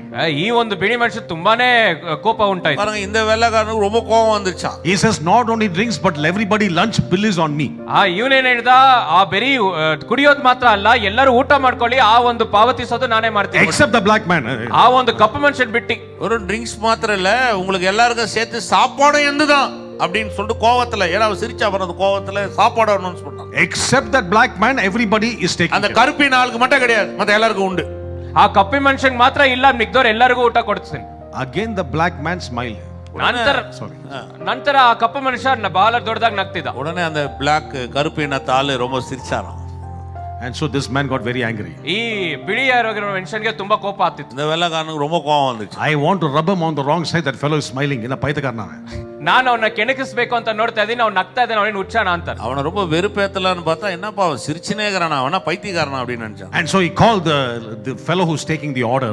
ಆದ ನಂತರ ಯಾರ್ಯಾರು ಆರ್ಡರ್ ತಗೋತಾರಲ್ಲ ಆ ವ್ಯಕ್ತಿಯನ್ನು ಕರೆದ್ರು. இந்த ஆர்டர் வாங்குற அந்த வெயிட்டர்ஸ் எல்லாம் கூப்பிட்டு order வாங்குறவங்கள கூப்பிட்டாரா. Who is that black man who's smiling at everything I'm saying? ನಾನು ಹೇಳೋದಕ್ಕೆ ಎಲ್ಲದಕ್ಕೂ ನೋಡಿ ನಗ್ತಾ ಇದಾರಲ್ಲ, ಈ ಕಪ್ಪು ಮನುಷ್ಯ ಯಾರಪ್ಪ ಅಂತ ಕೇಳ್ದ. உடனே கூப்பிட்டு கேட்டானே, ஏன்பா நான் சொல்றதுக்கெல்லாம் வெறுப்பேறுவான்னு பார்த்தா அவன் சிரிக்கிறானா, யார் அந்த ஆளு? He said, sir, he's the owner of the restaurant. ಅವ್ರು ಹೇಳಿದ್ರೆ ಈ ಭೋಜನಾಲಯದ ಯಜಮಾನನೇ ಈ ಮನುಷ್ಯನೇ. ஓ, அந்த ஓனர் அவர் தான் அந்த ஹோட்டலுக்கே ஓனர்னா. I pray things will change, your enemies will support you, systems will come and align with you, and you will manifest the Son of God. ನನ್ನ ಪ್ರಾರ್ಥನೆ ಏನಂದ್ರೆ, ನಿಮ್ಮ ವೈರಿಗಳು ನಿಮ್ಮ ಬಳಿ ಬಂದು ಸೇರಲಿ, ವ್ಯವಸ್ಥಿತಗಳೆಲ್ಲ ನಿಮ್ಮ ಕಡೆಗೆ ಬಂದು ಸೇರಲಿ, ನೀವು ಮಾಡುವಂತ ಕಾರ್ಯಗಳು ಎಲ್ಲ ಸಫಲವಾಗಲಿ ಎಂಬುದೇ ನನ್ನ ಪ್ರಾರ್ಥನೆ. உங்கள் குமாரத்துவத்தை வெளிப்படட்டும். உங்க எதிரிகளுக்கு முன்பதாகவே கர்த்தர் உங்களை ஒரு மிகப்பெரிய ஆளுகையின் தன்மையும் அதிகார தன்மையும் காண்பிக்கிட்டோம். எத்தனை பேர் விசுவாசிக்கிறீங்க? அல்லேலூயா. எழுந்துன்னு இருக்கலாம். ನಾವೆಲ್ಲರೂ ಎದ್ದು ನಿಲ್ಲೋಣ. அருமையான ஒரு செய்தி இல்லை? ತುಂಬಾ ಸುಂದರವಾದ ಸಂದೇಶ ಅಲ್ಲ? எவ்வளோ பேர் பிரசங்கம் பண்ணா கூட ஏதாவது ஒவ்வொரு காரியம் ஒவ்வொருத்தர்கிட்ட வந்துனே இருக்குது. ಎಷ್ಟೋ ಜನ ಪ್ರಸಂಗ ಮಾಡಿದ್ರು ಒಂದೊಂದು ಕಾರ್ಯ ಒಬ್ಬೊಬ್ಬರಿಂದ ಹೊಸದಾಗಿ ಬರುತ್ತೆ. இவ்வளோ பேர் வந்து பிரசங்கம் பண்ணாங்க, இந்த சத்தியத்தை யாரும் சொல்ல. ಇಷ್ಟು ಜನ ಬಂದು ಪ್ರಸಂಗ ಮಾಡಿದ್ರು, ಈ ಸತ್ಯವನ್ನು ಯಾರು ಹಂಚ್ಕೊಂಡಿಲ್ಲ. சொல்லுங்க, நான் வந்து ராஜவம்சம். ಹೇಳಿ, ನಾನು ರಾಜವಂಶದಕ್ಕೆ ಸೇರಿದವನು. பக்கத்துல பார்த்து சொல்லுங்க, நீங்க ராஜவம்சம். ಪಕ್ಕದಲ್ಲಿರೋರು ನೋಡಿ ಹೇಳಿ, ನೀವು ರಾಜವಂಶದವರು. பார்த்து சொல்லுங்க, நீ வேணா பழைய துணி போட்டிருக்கலாம், ನೀವು ನೋಡಿದ್ರೆ ಹಳೆ ಬಟ್ಟೆ ಧರಿಸಿರ್ಬೋದು, ஆனா நீ ராஜவம்சம் பழைய துணி போட்டுனுங்கிற. நீ ಆದ್ರೆ ನೀವು ರಾಜವಂಶಕ್ಕೆ ಸೇರಿದವರು ಹಳೆ ಬಟ್ಟೆ ಧರಿಸಿದ್ದೀರಿ. ಎಷ್ಟು ಜನ ನಮ್ಮ ஆனா ராஜவம்சம் விளங்கிச்சுன்னா புது துணி போட்டுருவீங்க. ರಾಜವಂಶ ಅಂತ ಅರ್ಥ ಮಾಡ್ಕೊಂಡ್ರೆ ಹೊಸ ಬಟ್ಟೆ ಧರಿಸ್ಕೋತೀರಾ. ஆமென். அருமையான ஒரு வெளிப்பாடு இல்ல? ತುಂಬಾ ಸುಂದರವಾದ ಪ್ರಕಟಣೆ ಅಲ್ಲ? ஆமா, சத்தியங்க அது. ಇದು ಸತ್ಯ ನೋಡಿ. குமாரத்துவம் என்ற அந்த வெளிப்பாடு வந்துருச்சுன்னா ಈ ಮಗನು ಎಂಬಂತ ಪ್ರಕಟಣೆ ಉಂಟಾದ್ರೆ இயற்கைகளே உங்களுக்கு கீழ்ப்பட்டு ஆகணும். ಸೃಷ್ಟಿಗಳೇ ನಿಮಗೆ ವಿಧೇಯರಾಗಿರ್ಬೇಕು. ஏன்னா இயற்கைகள் தவிக்குது, அதுக்கு தான் தவிக்குது. ಯಾಕಂದ್ರೆ ಈ ಸೃಷ್ಟಿ ಎಲ್ಲ ಲವಲವಿಕೆ ಕಾಯ್ತಾ ಇದೆ. இந்த பூமி சீர்கெட்டு போய் கிடக்குது ಈ இல்லையா? ಭೂಮಿ ಅಧೀನವಾಗಿದೆ. யார் அதை சரியாக்க முடியும்? ಯಾರು ಅದನ್ನ ಸರಿಪಡಿಸೋದು? குமாரர்கள் தான் சரியாக்க முடியும்.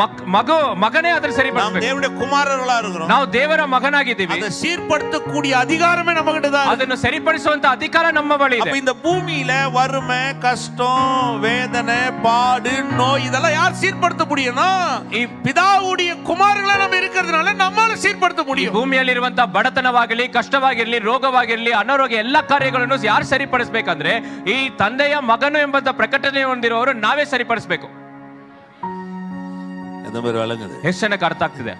இப்படி சொல்லி தரல நிறைய பேர் இப்படி சொல்லி தரல. ಹಲವಾರು ಜನ ಈ ರೀತಿ ಹೇಳ್ಕೊಡ್ಲಿಲ್ಲ, வேற மாதிரி சொல்லி கொடுத்துட்டாங்க. ಬೇರೆ ರೀತಿ ಹೇಳ್ಕೊಡ್ತಾರೆ. கேட்டு பாரு, கொடுத்தா கொடுப்பாரு. ಕೇಳಿ ನೋಡು, ಕೊಟ್ರೆ ಕೊಡ್ಬೋದು. நான் வேதம் என்ன சொல்லுது? ಸತ್ಯವೇದ ಏನ್ ಹೇಳುತ್ತೆ? நீதான் இந்த பூமியை சீர்படுத்துவனாரு. ಈ ಭೂಮಿಯನ್ನೇ ಸುಧಾರಿಸುವವನು ನೀರಾಗಿದ್ದೀಯ. விசுவாசிக்கிறவங்க மட்டும் ನಂಬವ್ರು ಮಾತ್ರ. அதனாலதான் இயேசு சொன்னார் இல்லையா? ಆದ್ದರಿಂದ ಯೇಸು ಹೇಳ್ತಾರಲ್ಲ, என்ன சொன்ன? உலகம் எங்க போ, ಲೋಕವೆಲ್ಲ ಹೋಗು. உலகம் எங்க போன்னு சொல்லிட்டாரு. காசு கொடுக்கல, ಈ ಲೋಕದೆಲ್ಲ ಹೋಗು ಅಂತ ಹೇಳ್ತಾರೆ, ಹಣ ಕೊಡಿಲ್ಲ, விசா கொடுக்கல, ವೀಸಾ ಕೊಡ್ಲಿಲ್ಲ, ஒண்ணும் கொடுக்கலங்க. ಏನು ಕೊಡ್ಲಿಲ್ಲ. ஆனா உலகம் எங்க போ, ಆದ್ರೆ ಲೋಕವೆಲ್ಲ ಹೋಗು, சகல ஜனங்களுக்கு சொல்லு. ಎಲ್ಲಾ ಜನರಿಗೂ ಹೇಳು. ஏன் அவ்வளவு அருமையா சொன்னார்னா, ಯಾಕೆ ಅಷ್ಟು ಸುಂದರವಾಗಿ ಹೇಳ್ತಾರೆ? உலகத்துக்கு நான் அப்பா, ಈ ಲೋಕಕ್ಕೆ ನಾನು ತಂದೆ, இந்த உலகத்துக்கு நீ என் புள்ள. ಈ ಲೋಕಕ್ಕೆ ನೀನೇ ಮಗನಾಗಿದ್ದೀಯಾ. அந்த மாதிரி விசுவாசி. ಹೆಚ್ಚು ಜನ ನಂಬ್ತೀರಾ? இந்த உலகத்துல உன்கிட்ட உன்னை தடுக்கவோ உன்னை மட்டுப்படுத்தவோ யாரால முடியாது. ಈ ಲೋಕದಲ್ಲಿ ನಿನ್ನ ಕುಗ್ಗಿಸಲು ಮತ್ತೆ ನಿನ್ನ ಕೆಳಗೆ ಮಾಡಲು ಯಾರಿಗೂ இந்த உலகத்துல இருக்கிற எல்லாத்துக்கும் நான் அப்பா, ಈ ಲೋಕದಲ್ಲಿರುವ ಎಲ್ಲದಕ್ಕೂ ನಾನು ಅಪ್ಪ, இந்த உலகத்துக்குள்ள எல்லாத்துக்கும் நீ மகன். ಈ ಎಲ್ಲ ಲೋಕದಲ್ಲಿರುವ ಎಲ್ಲದಕ್ಕೂ ನೀನೇ ಮಗನು. சொல்லுங்க, உலகத்துல இருக்கிற எல்லாத்துக்கும் ಹೇಳಿ, ಲೋಕದಲ್ಲಿರುವ ಎಲ್ಲದಕ್ಕೂ நான் மகன். ನಾನ್ ಮಗನು. எத்தனை பேர் அப்படி பாக்குறீங்க? ಎಷ್ಟು ಜನ ಆ ರೀತಿ ನೋಡ್ತೀರಿ? நம்ம அப்படி பார்த்தோம்னா வாழ்க்கை மாறிடுது. ಆ அவ்வளவு ಅವಲೋಕನ ನಮಗೆ ಜೀವನ ಬದಲಾಗತ್ತೆ. நம்மகிட்ட ஒண்ணுமே இல்லையே. ನನ್ನ ಹತ್ರ ಏನು ಇಲ್ವಲ್ಲ ಬ್ರದರ್? இயேசு ஒண்ணுமே கொண்டு வரலங்க. ಯೇಸು ಏನು ತಂದಿಲ್ಲ ರೀ. தம்மை தாமே வெறுமையாக்கி அடிமையின் ரூபம் எடுத்த மனித சாயலானார். ತಮ್ಮನ್ನೇ ಏನಿಲ್ಲದಾಗೆ ಬರಿದಾಗಿಸಿಕೊಂಡು ದಾಸತ್ವವನ್ನ ರೂಪವನ್ನು ತೆಗೆದುಕೊಂಡ. ஆனா இன்னைக்கு இந்த உலகத்துக்கு அவர்தான் ராஜாவா. ಆದ್ರೆ ಈ ಲೋಕಕ್ಕೆ ಆತನು ರಾಜ ಆಗಿದ್ದಾನೆ. ஹalleluya, ஹalleluya, ஹalleluya, ஹalleluya.